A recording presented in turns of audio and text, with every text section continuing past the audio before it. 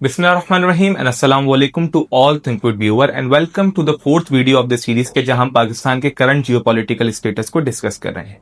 Last video में हमने पाकिस्तान के न्यूक्लियर प्रोग्राम के बारे में बताने की कोशिश की थी कि पाकिस्तान ने प्रोग्राम इनिशिएट किस तरीके से किया, इस प्रोग्राम के पीछे कौन कौन से मेन फेसेस थे, पाकिस्तान ने इस प्रोग्राम के बीच में क्या क्या स्ट्रगल फेस की, और उसके बाद अल्हम्दुलिल्लाह जब पाकिस्तान ने प्रोग्राम सक्सेसफुली लॉन्च किया तो उसके बाद उसको क्या बेनिफिट मिले। अगर आपने अब तक ये वीडियो हमारे चैनल पे नहीं देखी तो हमारे चैनल पे वीडियो अपलोडेड है, जाके जरूर देखिएगा।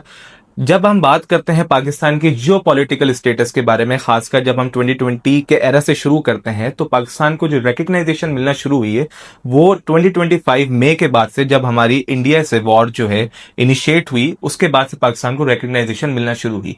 तो आज इसी सारे सिनेरियो को, इसी सारे पूरे जो है एक सिनेरियो को हम डिस्कस करेंगे कि किस तरीके से सब कुछ इनिशिएट हुआ, इसके पीछे क्या क्या रीजंस थे, और जो हमारे पड़ोसी मुल्क थे उन्होंने क्या सोच कर, उनकी क्या स्ट्रेटजीज थी जिसकी वजह से ये सब कुछ जो है वो इनिशिएट किया गया। और उसके बाद जो है दोनों कंट्रीज के एस्पेक्ट से हम ये जानने की कोशिश करेंगे कि दोनों कंट्रीज ने इस वॉर से क्या उनके गेन्स थे, क्या लॉसेस थे।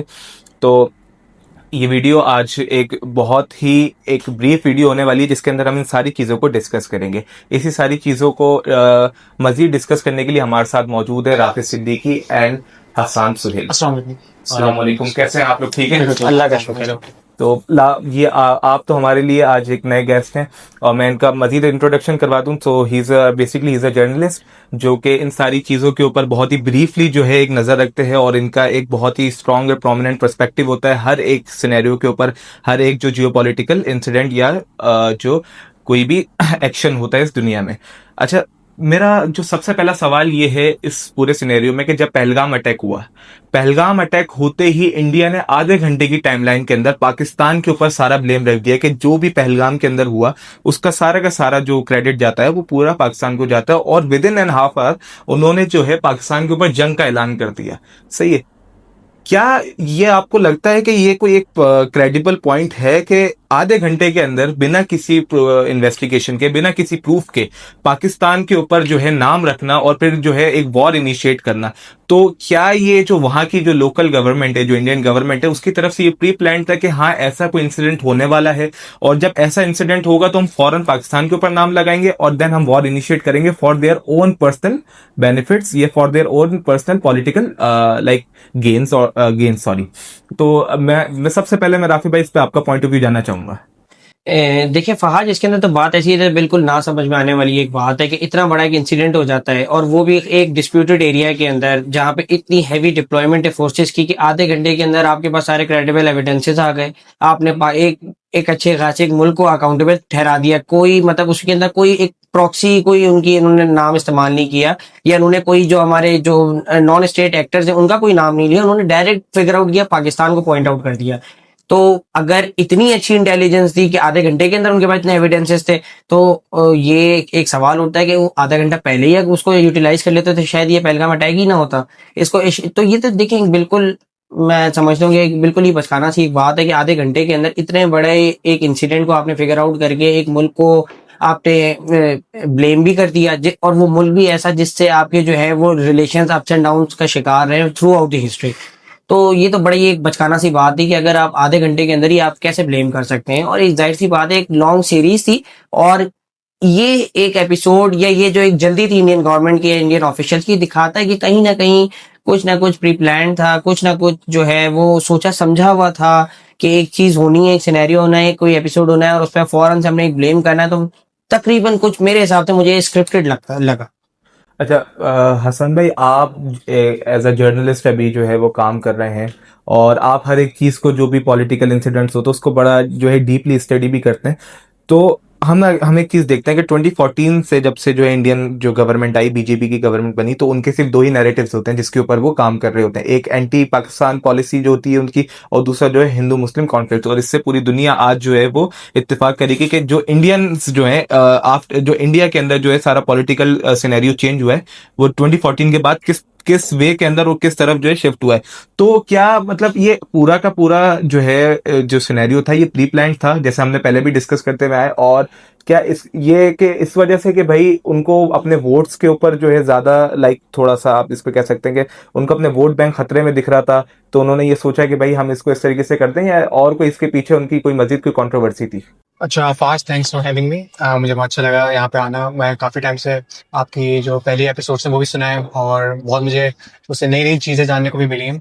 सो मैं यहाँ पे थोड़ा सा, मेरे दोस्त राफे हैं बहुत पुराने, उनसे थोड़ा सा मैं डिसएग्री, मैं कुछ नया डिसएग्री भी नहीं, एक नया एक व्यू पेश करता हूँ कि 22 अप्रैल पहलगाम एक वाक़या होता है, और उसकी जितनी मजम्मत की जाए कम है कि लोगों का मज़हब पूछ के, मतलब इसकी तो शायद मिसाल बहुत कम मिलती है कि पूछा जाता है कि आप कलमा पढ़ें और आपको नहीं आता तो फिर आपको गोली डाल दी जाती है सर पे।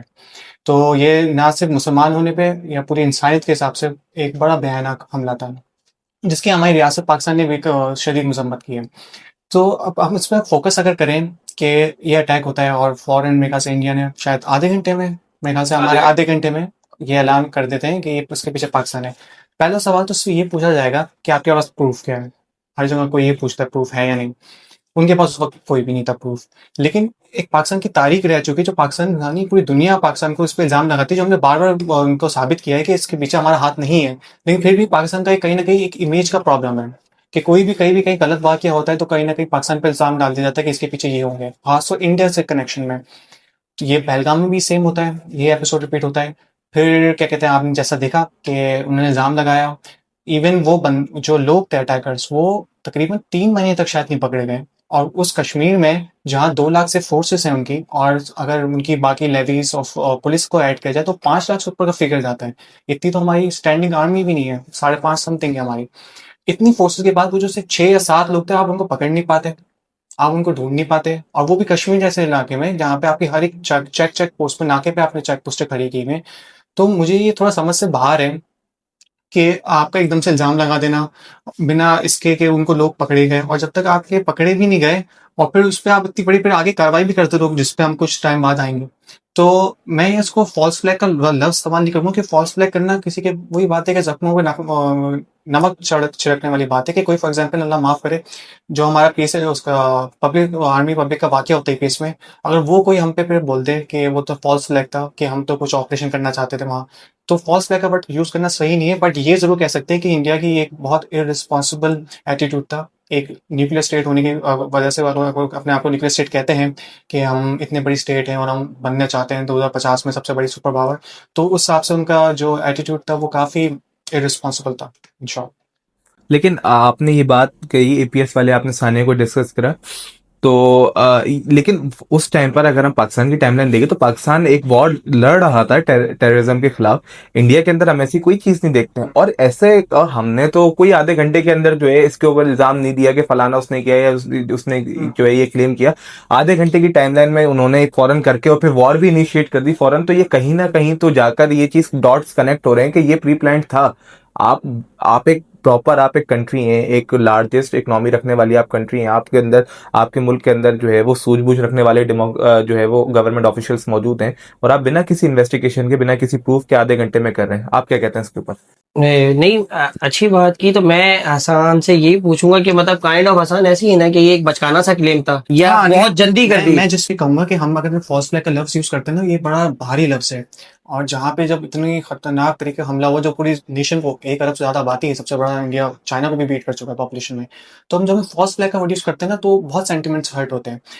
मैं फिर कहता हूँ कि हम ये जरूर कह सकते हैं कि इंडिया एक रिस्पॉन्सिबल एक मुल्क होने के नाते उससे ये स्टेटमेंट देना उसे जेब नहीं देता था। हम ये जरूर कह सकते हैं। बहुत बड़ा इंटेलिजेंस फेलियर था, बहुत बड़ा। तो एक ऐसी जगह, कश्मीर जैसी जगह के ऊपर जो एक मतलब है एक डिस्प्यूटेड प्रॉपर्टी, जहाँ अप्स एंड डाउन चल रहे हैं, मुस्तकिल चल रहे हैं, और उसके बाद ये खोना, तो ये तो खैर बहुत बड़ा एक इंटेलिजेंस फेलियर था कि मेरे हिसाब से बहुत जल्दी की इंडिया ने, वो जल्दबाजी में उनसे हो गया या उनसे वो चीजें मैनेज नहीं हो पाई कि किस तरीके से ये वो करना है।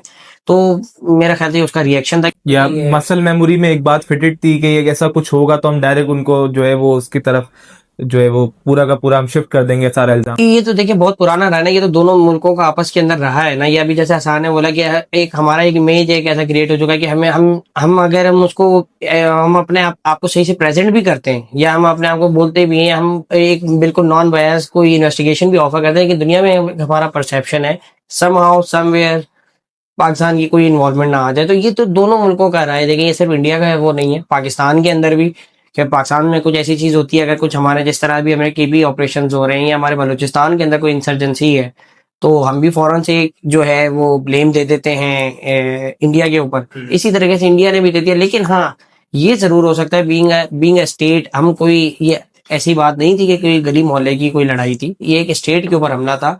तो बीइंग ए स्टेट ये बहुत इररिस्पॉन्सिबल बिहेवियर था, बहुत ही ज्यादा चाइल्डिश बिहेवियर था मेरे हिसाब से, कि उन्होंने इतनी जल्दी मतलब मैं पूछूंगा आसान से, मुझे तो नहीं समझ आई कि जब आप किसी को पे ब्लेम करते हैं तो एक आपके पास एविडेंस होने चाहिए। दुनिया आपसे पूछेगी, दुनिया को आपको दिखाना पड़ेगा कि आप किस बिना पे on what basis you guys are blaming that country, whole country. क्योंकि उन्होंने कोई इंडिविजुअल को नहीं वो किया या किसी एक टेरर ग्रुप को नहीं उन्होंने ब्लेम किया था, कंट्री को इन्होंने ब्लेम किया था। तो आसान ये क्या था, मतलब मेरे हिसाब से बड़ा ये कि बहुत जल्दी की इस वजह से। कि पहली बात, पहले ये बहुत अच्छा कि हमारी जो जिस नोट पे हमने आगाज किया ना कि हमने इसको पहले तो इस हमले की मजम्मत की, जो एक इंडिया ने हमारी तरफ एक परसेप्शन बना हुआ है कि पाकिस्तान हमारे खून के दर पे है, कि वो चाहते हैं हमारी तबाही हो, एक उनका परसेप्शन बना हुआ है और उनके मीडिया के थ्रू बना, मेन वो एक अलग बात है। तो ये हमने एक अच्छा अगर मैसेज अगर उन तक पहुंचा, अगर कोई कहीं भी कहीं बैठा होगा मुंबई में या कहीं पे भी किसी भी बड़े शहर में, तो अगर मैं देख रहा होगा तो उसको ये समझेगा नहीं यार, वहाँ जो लोग बैठे हैं वो भी इंसान ही हैं, वो भी हम एक इंसान समझते हैं। भले हमारी नेशनलिटी डिफरेंट है, भले हमारे क्रिकेट मैचेस बड़े टफ होते हैं, लेकिन फिर भी वो हमें इंसान समझते हैं। इंसानी जान हमारे मजहब की कितनी वो है इंपॉर्टेंस, मतलब एक बेजान की हमने इतनी इंपॉर्टेंस है, तो फिर भी जानदार है। एनीवे, तो जहाँ राफी ने ये बात बिल्कुल सही कही कि इररिस्पॉन्सिबल उनका बिहेवियर, फिर उसके बाद फिर मामला तो उसके बाद गेम तो बाद में स्टार्ट हुई थी ना, फिर तो अभी तो बात आगे चलेगी। तो इसी हम जो है वो मामला को खराब होते हुए लाइक, तो सेकंड क्वेश्चन की तरफ हम इसको करते हैं कि जब इंडिया ने जो है वो वॉर इनिशिएट कर दी, उन्होंने एक अनाउंस कर दिया कि we are going to have war with Pakistan, तो पाकिस्तान ने जब ये चीज सुनी तो जब रिटेलिएट किया पाकिस्तान ने, तो पाकिस्तान इस वॉर के लिए पहले से रेडी था या उनके लिए एक सरप्राइजिंग एक्ट था? कि हमने रिटेलिएशंस तो देखी, हम उस चीज के ऊपर बाद में आएंगे कि किस तरीके से दोनों मुल्कों ने जो है वो मुख्तलिफ जो है वो चीजें क्लेम कर रहे थे, लेकिन पाकिस्तान क्या इस जंग के लिए प्रॉपर रेडी था? और जो है किस तरीके से पाकिस्तान की प्रॉपर स्ट्रेटेजी थी इस पूरे सिनेरियो को टैकल करने के लिए, इस पूरे पे? तो पहले पॉइंट ऑफ व्यू राफी भाई आपका जानते हैं इस पे?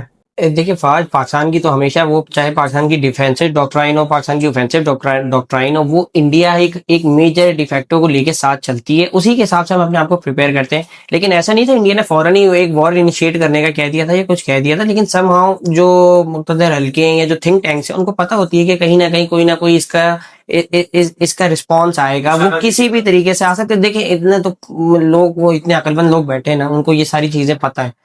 तो ऐसा तो नहीं था कि इंडिया ने फौरन ही कह दिया था कि हमने एक वॉर इनिशिएट कर रहे हैं या हम एक वॉर लाइक सिचुएशन के अंदर एंटर कर रहे हैं। लेकिन एक एक इसकी पूरी एक टाइमलाइन है, by the time by on the day of Pahalgam, उसके बाद से जिस तरह से वो चलती गई, एक टाइमलाइन है, उसको हम ब्रेक डाउन करते हैं। और लेकिन हाँ, पाकिस्तान समाउ प्रिपेयर था। देखिए जैसे मैंने आपको बताया कि हमारी चाहे हमारी ऑफेंसिव डॉक्ट्राइन हो या हमारी जो है वो डिफेंसिव डॉक्ट्राइन हो, हम प्रिपेयर्ड ही, हमारा जो मेन फैक्टर है वो है हमारा इंडिया से। हम उसके लिए तैयार, हर वक्त हम तैयार ही उसी के लिए होते हैं। तो ऐसा है कि पाकिस्तान बिल्कुल तैयार था, पाकिस्तान को कहीं ना कहीं था। और उसके बाद जो आगे जो एक सीरीज ऑफ इवेंट जिस तरह से कैरी हुई, तो वो और ज्यादा वो जो चीजें थी वो पुख्ता होती चली गई। जो इंडिया ने अपनी एक ड्रिल्स का ऐलान कर दिया था, इंडिया ने अपनी heavy troops deployment along the border, along the LOC शुरू कर दी थी। तो ये चीजें तो बड़ी एक मतलब ये तो नॉर्म है, ये तो पता चल जाता है, सबको पता चल जाता है कि वो ऐसे ही तो नहीं कर रहा ना, वो किसी ना किसी वजह से कर रहा है। मिलिट्री एक्सरसाइज हो गई, हैवी डिप्लॉयमेंट ऑफ ट्रूप्स हो गए, heavy deployment of their missiles and all the armour artillery हो गई। तो ये चीजें तो काफी मतलब बहुत ज्यादा ओपन एंड शट थी पाकिस्तान के लिए। मैं हसन भाई इसी चीज को मैं कंटिन्यू करता हूँ और मैं आपका भी पॉइंट ऑफ व्यू जानना चाहता हूँ, एंड आई वांट कि आप जो है इस पूरी टाइमलाइन को एक्सप्लेन करें, जिस टाइमलाइन के बारे में राफे भाई ने जिक्र किया कि what were the major event in this war, how Pakistan leads this war, और उसके दरमियान जो जो भी इवेंट्स जो है वो अकर हुए, तो उन सबको भी आप एक्सप्लेन करें, और उनमें से मेजर कौन से थे कि जिसमें पाकिस्तान को ये लगा कि भाई वो डोमिनेंट है, या जहां पर पाकिस्तान को लगा कि वो डोमिनेंट नहीं है। अच्छा फाज, ये मैं कहता हूँ इस टाइमलाइन से पहले हमें ना इसको बैकग्राउंड जाना बहुत जरूरी है। और बैकग्राउंड अभी से स्टार्ट नहीं होगा, बैकग्राउंड तकरीबन हमें जाना पड़ेगा आज से 10 साल पहले, 12 साल पहले। 2014 आती बीजेपी लैंडस्लाइड ले लेती है इलेक्शंस में इंडिया में। तो जैसी वो आती है तो उनका पहला जो हमारे तरफ वो होता है, क्या कहते हैं, स्टेप होता है, वो एक फ्रेंडली होता है कि वो अचानक 2015 में नवाज शरीफ हमारे जब उस टाइम के प्राइम मिनिस्टर में उनकी बेटी की या उनकी सॉरी उनकी पोती की कुछ इवेंट होता है, तो उसमें वो अफगानिस्तान से मोदी जी वापसी आ रहे होते हैं, तो वो पाकिस्तान में एक सरप्राइज एंट्री ले लेते हैं। तो उस वक्त बहुत न्यूज़ बनती है कि क्या ये स्टेप है कि पाक भारत दोस्ती की तरफ वगैरह वगैरह। फिर चलो वो डिटेल हो जाता है, उसके हम आगे बात करेंगे क्या होता है क्या नहीं। तो अब इंडिया ने एक चीज सीखी, जब बीजेपी पावर में आती है वो कांग्रेस को हरा कर आती है, और कांग्रेस के खिलाफ उनका नैरेटिव बहुत सिंपल होता है कि पाकिस्तान के खिलाफ कुछ करते नहीं। हम सिर्फ इंडियन सेंट्रिक से बात कर रहे हैं, ठीक है, तो उनके पीओवी से बात कर रहे हैं। बीजेपी का व्यू बिल्कुल सिंपल है कि कांग्रेस कुछ नहीं करती। 2001 हो गया, 2008 हो गया, और वाकयात हो गए, समझौता जो भी वाकयात हुए बम धमाके, कांग्रेस ने कुछ नहीं किया पाकिस्तान, और पाकिस्तान अपना काम करता रहा उनके मुताबिक। तो बीजेपी जब 2015-16 में जब उड़ी वाकया, जब ये पठानकोट वाकया होता है, पठानकोट फिर उड़ी वाला वाकया, तो वहां पे एक डिसीजन लिया जाता है इनकी तरफ से, मोदी जी की तरफ से, उनके अमित शाह, जिन दोवल, ये पूरा ट्रायो का है, 3 लोगों का, और भी इनके और लोग हैं थिंक टैंक वगैरह में। तो वो उस वक्त थिंकिंग होती है कि अब बस बहुत हो गया, अब हमें जवाब देना है। अब मैं बाकायदा, मैं फिर भी अगर जो सुन रहा है अक्सर में थोड़ी सुनने में थोड़ा अजीब लगेगा, लेकिन मैं ऑफ कोर्स कोशिश करता हूँ कि उनका पीओवी आपके सामने रखूं, ताकि जितना जो अर्नब गोस्वामी और जो जो हार निकालते हैं, क्योंकि वो तो बस सुनना ही सुनना एक बात है, ना सुनना होने, लेकिन एक बिल्कुल शफाफ तरीके से उनका पीओवी आपके सामने रखा जाए, ताकि उनकी बात आपको समझ आए कि वो किस एंड से आ रहे हैं। एनीवे, तो एक डिसीजन होता है 2016 में कि हमें जवाब देना है। अब अब वो सो कॉल्ड सर्जिकल स्ट्राइक का नाम लेते हैं। उसमें अगर हम बीबीसी की रिपोर्ट देखें उस टाइम की, तो उसमें कहते हैं कि वो लाइन ऑफ कंट्रोल के तकरीबन 1 किलोमीटर अंदर आए होंगे, और ये अच्छा कहने की बात है, कोई नई चीज नहीं थी, ऐसे ऑपरेशन होते रहते थे। बस फर्क ये था कि कांग्रेस इसको पब्लिसाइज नहीं करती थी, बीजेपी ने इसको अपना वोट बैंक बना दिया कि हम ऐसा कर सकते हैं। देखो, हम मोदी जी ने कहा कि मेरी 56 इंच की छाती है, और मैं किसी को भी अगर पाकिस्तान में मुझे कुछ बोलेगा, और इवन उनका स्टेटमेंट भी 2008 में, अगर हमारे प्रोड्यूसर अगर आपको दिखाएं यहाँ पे, तो उस वक्त भी इन्होंने एक बात कही थी कि भाई 2008 में क्या हुआ कि पाकिस्तान अगर हमला करे तो तुम पाकिस्तान क्यों नहीं जाते, वहाँ वॉशिंगटन क्यों जाते हो। तो पाकिस्तान उनका एक मोदी जी की वो भी स्पीच।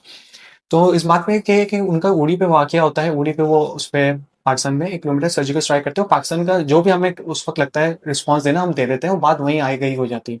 लेकिन उस वक्त पाकिस्तान के हल्कों को एक बात समझ आती है कि मोदी जी मीन्स बिजनेस, ये सीरियस है। मतलब पाकिस्तान की पॉलिसी थी कि ना इंडिया को हमें कोई भी मौका नहीं देना कि वो हमसे जंग कर सके, तो इसलिए हमने अपने न्यूक्लियर वेपन्स भी बनाए, हमने डिफरेंट डिफरेंट चीजें, अपने प्लान्स पूरे रेडी रखे। बट उन्होंने एक वाक्य कर चुका था, भले छोटा ही था, लिमिटेड था, लेकिन कर चुका था। बट जो दूरन देश थे पाकिस्तान के, उन्होंने देखा कि ये सिर्फ यहाँ नहीं रुकेंगे, और फिर हमने देखा कि जब 2019 हुआ बालाकोट में पुलवामा के बाद, उनके जहाज अंदर आते हैं, कितने अंदर आते हैं, फिर वो पेलोड गिराते हैं, वो मैटर नहीं करता, बट वो अंदर आए, अंदर तकरीबन केपी की तरफ बालाकोट, मतलब अगर बॉर्डर से देखा जाए, पाकिस्तान इंडिया के बॉर्डर में, अगर मैप में अगर आप देखेंगे गूगल मैप्स में जाके, तो अच्छा खासा किलोमीटर अंदर है। अब ये बॉर्डर की वाकई नहीं हो रही है श्रीनगर के करीब, या ये जम्मू को, या जो कश्मीर के हमारे बॉर्डर है, लाइन ऑफ कंट्रोल वहां नहीं हो रहा, ये केपी के अंदर ही है, मेनलैंड पाकिस्तान है। तो वहां उनके जहाज आते, भले वो रॉकेट नहीं गिराते, वो पेलोड अपने गिराते थे, भले कबूतर एक मरता है उससे, वो मैटर नहीं करता, मैटर करता है वो अंदर आए। तो इससे हम देखें तो आहिस्ता आहिस्ता हम एक स्टेप देख रहे होते हैं कि ये जो प्राइम मिनिस्टर मोदी हैं, अंडर उनके लीडरशिप के, वो एक एक स्टेप ऊपर ले रहे हैं, हर स्टेप पे ऊपर जा रहे हैं। उड़ी यहाँ से स्टार्ट करते हैं, बालाकोट में वो एक यहाँ पर आते हैं, जहाज से बनते होते हैं, फिर हम उसको रिस्पॉन्स भी देते हैं, अपना रिटॉर्ट होता है कि हम फिर उनके जहाज भी गिराते हैं। बट इससे क्या वो इंडिया रुका नहीं, जवाब नहीं, फिर वो सिंदूर करते हैं। तो एक बड़ी ट्रेजेक्टरी क्लियर हो गई है कि कुछ भी होगा तो हम मिलिट्री जवाब देंगे। अब मिलिट्री जवाब कैसा होगा, कितना बड़ा होगा, वो मैटर नहीं करता, लेकिन हम देंगे। तो हमारी सबसे अभी पाकिस्तानी प्लैनेट्स का हेडेक ये है कि कैसे इंडिया को ऐसा रिस्पॉन्ड किया जाए कि या तो कल को वो रिस्पॉन्स ना दे सकें, या अगर रिस्पॉन्स देने का सोचे भी तो उसको 2 बार सोचें। तो हमारी सबसे बड़ी टेंशन ये है। तो मैंने एक ब्रीफ सा ये आपको बैकग्राउंड बता दिया कि कैसे हम सिंदूर तक पहुंचे। अब सिंदूर की अगर हम बात करते हैं, तो टाइमलाइन इसकी बहुत सिंपल स्ट्रेट हम खींचना करते हैं स्टार्ट, कि 22 अप्रैल को ये वाकया होता है, बड़ा होलनाक। उसके बाद फौरन ही एकदम से इवेंट चेन ऑफ इवेंट्स होना स्टार्ट हो जाते हैं 23 अप्रैल को। जैसे उनका एक बार मैं चेक कर लेता हूँ। हाँ बोले अपने सोर्सेज को आप बोले उसमें देख लें, वेरीफाई कर लें उसमें। हाँ, अगर मेरे पास ये अगर टाइमलाइन क्लियर है ताकि कोई चीज़ मिस ना हो जाए। तो 22 अप्रैल को पहलगाम हो जाता है। 23 अप्रैल को इंडिया उसको बिल्कुल फौरन, एक तो स्विफ्ट जवाब होता है, एक होता है जवाब थोड़ी देर में देने का, फौरन देना। वो इंडस वाटर ट्रीटी को वो कर देते सस्पेंड।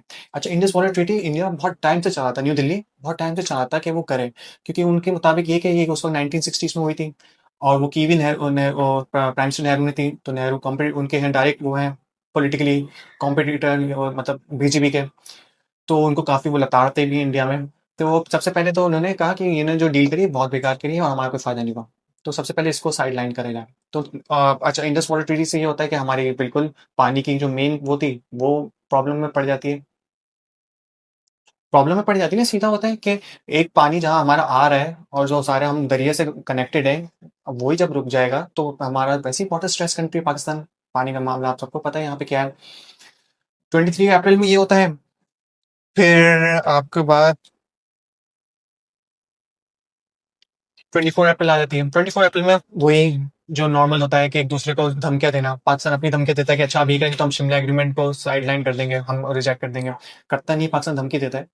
बट ये है कि उस वक्त फिर ये होता है कि एक बॉर्डर पे इंडिया का बीएसएफ का जवान यहाँ पे इस तरफ आया था तो पाकिस्तान को अरेस्ट भी कर लेते, तो उस वक्त पाकिस्तान की पहली विक्ट्री समझी जाती है कि कुछ जंग के होने से पहले ही हमने उनका एक बंदा पकड़ लेते हैं। फिर यही गोलाबारी, लफ्ज़ों की गोलाबारी चलती रहती है कि क्या कहते हैं, उनका उनका हम उनको कुछ कह रहे हैं, वो हमें कुछ कह रहे हैं। लाइन ऑफ कंट्रोल पे फर्स्ट टाइम गोलाबारी स्टार्ट होती है। जो हमारे फॉर्मर आर्मी चीफ हैं बाजवा, उनके टाइम पे एक एग्रीमेंट होता था कि लाइन ऑफ कंट्रोल पे अपना वो होगी। ये 2020-21 के बाद हाँ, की बात है। हाँ, 2020-21 से हमारा एक होल्ड हुआ हुआ था हाँ, एलओसी के ऊपर, राइट। तो ये उस वक्त की बात है कि उस वक्त में हमने उसको रोका हुआ था, सीज फायर की हुई थी। लेकिन जैसे ही होता तो इंडिया वहां पे भी अपना एक फ्रंट खोल देता है। लेकिन एक बड़ी अजीब बात 26 अप्रैल को होती है कि जो group TRF, the resistant front, जो क्लेम करता है अटैक का, वो एक ट्वीट करता है। उसमें वो कहता है कि हम तो थे ही नहीं, हमने किया ही नहीं, और हमारे अकाउंट हैक कर लिए इंडिया ने। अब समझ नहीं आता कि इसको माने ना माने, ये आपके ऊपर है। बट ये बड़ी एक अजीब सा वाक़या हुआ था। अब इससे पूरा शिफ्ट ही बदल जाता है कि क्या आया उन्होंने वाक़ई किया ही नहीं किया? या अगर नहीं किया तो उन्होंने नोटिस किया कि यार हमने बहुत गलत कर दिया है, उसका बैकलैश बहुत बड़ा आ रहा है, तो वो खुद ही पीछे हो गए। आपके ऊपर है, स्पेकुलेशन आप कर सकते हैं, आपके ऊपर। जो जिस ऑडियंस, अगर पाकिस्तान की ऑडियंस है तो वो अपना कर ले, इंडियन ऑडियंस है वो अपना कर ले। अच्छा, सॉरी टू इंटरप्ट हसन, ये टीआरएफ जो ग्रुप था, जो ये दी रेजिस्टेंस फ्रंट था, इसकी कोई हिस्ट्री रही थी पहले इंडिया के साथ? ये न्यूली फॉर्म हुआ था, ये क्या था? ये मतलब कोई पहले से जैसे जैश ए मोहम्मद या जैश ए अदल इस तरह से कुछ चलता आ रहा था, इनका चक्कर था कुछ इस नहीं, तरह? बड़ा अच्छा सवाल है। अच्छा, ये जो टीआरएफ ग्रुप था ना, ये मेरे ख्याल से 2020s में हुआ था, जब उन्होंने अपना इंडियन आर्टिकल 35 और ये जो आर्टिकल 370 ये हटाया था। ये इसके रिएक्शन में एक तरीके से ग्रुप सामने आया था। ओके। उनके मुताबिक ये पाकिस्तान के जो लश्कर तैयबा है, ये उनका एक तरीके से सेकुलर फेस है, लिबरल फेस है, कि उनको ऐसा शो करा जाए कि ये हमसे है नहीं लेकिन हमसे ही जुड़े हुए हैं। बट पाकिस्तान इसको डिनाई करता है, और इवन लश्कर तैयबा भी इसको डिनाई करती है, जमात दावा भी इसको डिनाई करती है। एनीवे, स्टिल ये कार्रवाई कर रहा था अपनी, 2020 से कार्रवाई करता है, लेकिन वो कार्रवाई छोटे स्केल पे थी। मतलब कॉन्वॉय जा रहा है, उस पर अटैक कर दिया, या कुछ कहीं और पे कर दिया। लेकिन इनने अपने ऑब्जेक्टिव्स बड़े क्लियर रखे थे कि हम मिलिट्री को, उनकी इंडियन मिलिट्री को टारगेट करेंगे। और एक और हमारा ऑब्जेक्टिव इनका थोड़ा खतरनाक था कि आर्टिकल 370 जब हटा तो वहाँ पे बहुत से आउटसाइडर इंडिया में आए, क्योंकि कश्मीर का आर्टिकल 370 35 यही था कि यहाँ पे कश्मीर ही प्रॉपर्टी ओन करते हैं, कश्मीर में कोई जॉब वगैरह सारे कश्मीर को ही मिलेगी। जब ये हटता है तो बाहर से लोग आते हैं, तो उनका ये भी था कि हम उनको भी आने नहीं देंगे, कि उनके लिए वो गैर मकामी थे पकड़ना है कि हाँ एनीवे, 26 अप्रैल में ये होता है। 3 दिन बाद 29 अप्रैल को इंडिया यूट्यूब पाकिस्तान के काफ़ी 15-16 चैनल्स को उनको बैन कर देता है। ये एक, मैं कहता हूँ, पाकिस्तान की जंग से पहले बहुत बड़ी विक्ट्री थी कि एक दुश्मन मुल्क आपके चैनल्स को जब बैन कर देता है, उनको डर लगता है। क्यों करता है बैन? कोई किसी को बैन क्यों करता है? क्योंकि उनको खौफ होता है कि इनकी बात कहीं सही समझ ना आ जाए, लोगों को सुन ना ले लो उनकी बात। तो वो उनको कर देता है 29 अप्रैल को बैन। तो ये हम एक इन्फॉर्मेशन वॉर की जो आगाज़ होता है वो यहीं से हो जाता है, और पाकिस्तान एक जो बढ़तरी है वो यहीं से हासिल कर लेता है। अच्छा, ये ऐसा कुछ जो है पाकिस्तान की तरफ से तो हमें देखने को नहीं मिला। पाकिस्तान ने तो किसी तरह का कुछ किया है? ये चैनल वगैरह हमने इस तरह का मेरे इल्म में नहीं है। मैं यही तो कह रहा हूँ कि पाकिस्तान ने, यही जो मैं कहता हूँ कि हमारा इसको हम नैरेटिव कह लें, प्रोपेगेंडा कह लें, name it whatever you can, ये इतना इफेक्टिव था कि इंडिया मजबूर हुआ कि उसने ये स्टेप लेना पड़ा, वरना हम नहीं ले सकते स्टेप। हम क्यों नहीं रिपब्लिक को बैन कर रहे हैं, इंडिया टुडे को नहीं करा, हमने तो नहीं करा, हमारे तो चल रहा था सारे, हम तो देख के हंस भी देते कभी कभी। तो हाँ, हंस रहे होते। तो हमने तो नहीं करा, हमें जरूरत ही नहीं पड़ी। तो 29 अप्रैल तक एक तरीके से पाकिस्तान बात से बदतरीन था, लेकिन 30 अप्रैल को कुछ ऐसे वाक़या हुए 29 की रात में ही कि हमारे जो मिनिस्टर ऑफ इंफॉर्मेशन है अताउल्लाह का नाम सही ले लो, तो वो कहते हैं कि राफेल जो है वो पाकिस्तान एयरफोर्स ने डिटेक्ट किए कि वो बॉर्डर के करीब है। यहाँ पाकिस्तान बिल्कुल समझ गया था कि भाई इनकी इंटेंशन बहुत सीरियस है, मतलब ये मजाक नहीं कर रहे, ये इनका है पूरा प्लान। एक तो होता है ना कि धमकी दे देते हैं कि करेंगे नहीं करेंगे, लेकिन जब राफेल ऐसे बॉर्डर के आसपास घूमने लगते हैं तो ये इंटेंशन बहुत क्लियर कर देते हैं कि इंडिया इस दफा क्या चाह रहा है। तो हम भी अपने क्या कहते हैं प्लान रेडी कर लेते हैं। हम क्या कहते हैं जो मदरसे जो हमें होता है कि जहाँ ये टारगेट करेंगे, मसाजिद है, मदरसे हैं, उन पे हम छुट्टियां दे देते हैं। समर्स की छुट्टी हो गई, चलो घर जाओ, वो घर, ताकि अगर खुदा ना खास्ता अगर ये टारगेट भी करते हैं तो जो डैमेज है वो मिनिमल हो। ये होता है। अब यहाँ पे सवाल एक मेन किसी को पूछने वाले आए कि आई एम सॉरी, मैं आपकी बात काट रहा हूँ, इसमें थोड़ा सा कट कर रहा हूँ, लेकिन ये कहीं ना कहीं जाकर जो राफे भाई ने जो बात कही है सारी लश्कर तैयबा वाली और अपना क्या कहते हैं जमात उद दावा वाली, तो ये जो जितना ये मदरसों के ऊपर इनको लाइक अटैक करना और उनको टारगेट करना, तो ये इसी चीज की जो है वो पूरी लाइक आप कह सकते हैं प्रूफ है कि ये कहीं ना कहीं उनके माइंड के अंदर यही चीज एग्जिस्ट करती है कि इन सारी चीजों के पीछे यही ऑर्गेनाइजेशन वर्क कर रही है, तभी तो वो इन चीजों को टारगेट कर रहे हैं।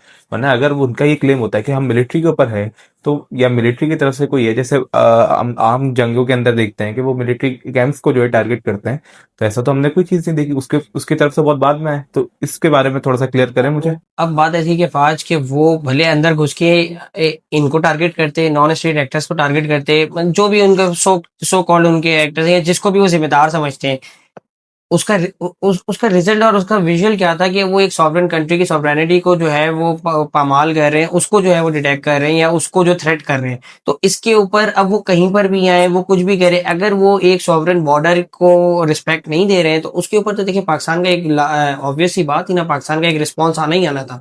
और ये क्योंकि पाकिस्तान की सॉवरेनिटी के ऊपर जो है ये डायरेक्ट एक हमला था, तो वो अब किसी भी उसके अंदर कह रहे हैं, क्योंकि इससे पहले भी हमने देखा 2008 की जो 26/11 के जो मुंबई अटैक्स है, उसके अंदर पाकिस्तान ने एक सॉवरेन इन्वेस्टिगेशन ऑफर की, एक इंडिपेंडेंट इन्वेस्टिगेशन ऑफर की थी इंडिया को। तो इसमें बात ऐसी है कि उसके अंदर ये पाकिस्तान की सॉवरेनिटी के ऊपर मसला था, और इसको पाकिस्तान ने डिटेक्ट किया, इसको पाकिस्तान ने एड्रेस किया, पाकिस्तान इसको लेके चला अपने तरीके से। तो ये तो मदरसे हो या मिलिट्री हो या किसी भी तरीके से हो, ये होना ही है, ये पाकिस्तान ने रिस्पॉन्स करना ही था। वो जिस तरीके से, क्योंकि अब हमारे बॉर्डर के ऊपर बात आ गई थी ना, ये कोई ढकी छुपी तो कोई जंग रह नहीं गई थी। हमने 30 अप्रैल तक बात कर ली कि उसके आगे क्या कार्रवाई। फिर मैं कहूंगा कि मेरे दोस्त राफे वो आगे बताएं कि इसके बाद फिर क्या कार्रवाई हुई है। हाँ, ये कि इसको ब्रेक डाउन कर दें आगे की जितनी टाइमलाइन है। अच्छा, अब जैसा कि हसान ने 30 अप्रैल तक ब्रेक डाउन किया, 1 मई को एक साइलेंस रहा, लेकिन एकदम से 2 मई को थोड़ी प्रोग्रेस होती है। वो प्रोग्रेस इन अ सेंस होती है कि देखिए, दोनों जो हमारी जो है पाकिस्तान है, इंडिया है, दोनों कहीं ना कहीं किसी ना किसी अपनी चीज में सुपरविजन के अंदर जो है वो अमेरिका की तरफ, वॉशिंगटन की तरफ देखते हैं। तो अमेरिकन जो वाइस प्रेसिडेंट है JD वेंस, उनका एक बयान आया, उनका एक स्टेटमेंट आया। वो स्टेटमेंट था कि ये पाकिस्तान और इंडिया का आपसी मामला है, वो किस तरीके से टैकल करते हैं, इसमें हमारा कोई कंसर्न नहीं है, ये दोनों इंडिपेंडेंट वो हैं, अथॉरिटीज हैं जो खुद अपना मसला टैकल कर सकती हैं। तो दोनों पार्टीज ने इसको अलग अलग तरीके से लिया। लाइक वाइज के इंडिया ने लिया कि इंडिया को एक ग्रीन सिग्नल था to pursue the attack, to go on the higher extent. यही सेम पाकिस्तान ने लिया, पाकिस्तान ने अपने ऊपर नहीं, लेकिन पाकिस्तान ये समझ चुका था कि इंडिया को जो है वो जो है अमेरिका ने पूरा एक ग्रीन सिग्नल दे दिया है इसके लिए। तो इसके बाद एक एस्केलेशन हमारी एक टाइमलाइन की तरफ गई, एक नए मौके की तरफ गई, और एक नया एक परसेप्शन क्रिएट हो गया कि दोनों साइड्स और ज्यादा मोहतात हो गई। आगे हम चलते हैं, मई 4 आ जाता है, इंडिया जो है हमारे वो 2 डैम्स जो हैं उसका पानी रोक देता है, जिससे हमारे जो चनाब रिवर है उसके ऊपर बहुत फर्क पड़ता है, उसके वाटर फ्लो के ऊपर फर्क पड़ता है। ये एक वॉर टैक्टिस है कि जिस तरह पाकिस्तान क्लेम कर चुका है कि इंडस वाटर ट्रीटी है, जो भी हमारे पानियों के ऊपर जो है वो जंग ही हमारी पानियों के ऊपर है। वीडियोस भी थी ना कि जब बिल्कुल सूख गया था दरिया, वो फुटेज बहुत मशहूर है कि उन्होंने जब डैम रोका तो जो चिनाब का था वो बिल्कुल सूख गया था। वो ऑल दो कुछ 1-2 घंटे बाद वापसी आ गया, तो उनको खोलना ही था क्योंकि उनकी लिमिट ही नहीं थी, वो उतना कर ही नहीं सकते थे, रोक ही नहीं सकते थे पानी। बट लेकिन वो एक साइकोलॉजिकल इम्पैक्ट तो पड़ता ना कि दरिया सूख गया। बिल्कुल उसका एक साइकोलॉजिकल इम्पैक्ट था और एक फॉर द टाइम बिंग, क्योंकि देखिए जब ये इस तरह का एक कोई एपिसोड हो रहा होता है ना, तो उसमें जरा जरा सी चीजें काउंटेबल होती हैं। अब वो भले वो उन्होंने एक दिन के लिए किया, एक घंटे के लिए किया, लेकिन उसका एक साइकोलॉजिकल इफेक्ट पड़ा, दुनिया ने देखा, अवाम जो आम अवाम होती है उसके ऊपर एक नैरेटिव गया कि यार इंडिया इस तरीके से भी ये कर सकता है। और पाकिस्तान भी जाहिर सी बात है, चाहते ना चाहते हुए भी पाकिस्तानी अथॉरिटीज ने भी इस बारे में सोचा।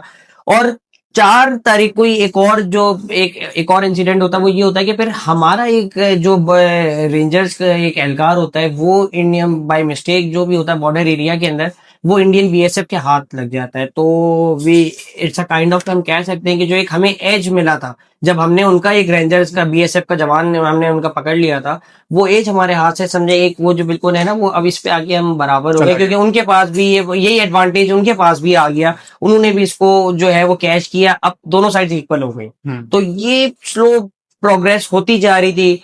आगे हम चलते हैं, जो Next 5 तारीख को कोई ऐसे कोई बहुत ज्यादा कोई बड़ी चीज नहीं होती, लेकिन हम 6 तारीख पर आ जाते हैं, तो अचानक ऑल ऑफ अ सडन और इतनी ज्यादा हाई टेंशन माहौल के अंदर इंडिया एक अपनी जो है वो मिलिट्री एक्सरसाइज का ऐलान कर देता है या अनाउंस कर देता है कि हमारी मिलिट्री ड्रिल्स होने जा रही हैं। और वो भी हमारे जो जो राजस्थान बॉर्डर है, जो हमारे साइड से अगर हमने, तो हमारा सिंध बॉर्डर है इस तरफ से, क्योंकि यहाँ तो एक समझे आज तक हमने जितनी जंग देखी है, जितने भी एस्केलेशन देखे, वो ज्यादातर हमारे कश्मीर और पंजाब बॉर्डर के ऊपर ही होते हैं। लेकिन ये एक बिल्कुल न्यू टर्न ऑफ इवेंट्स था।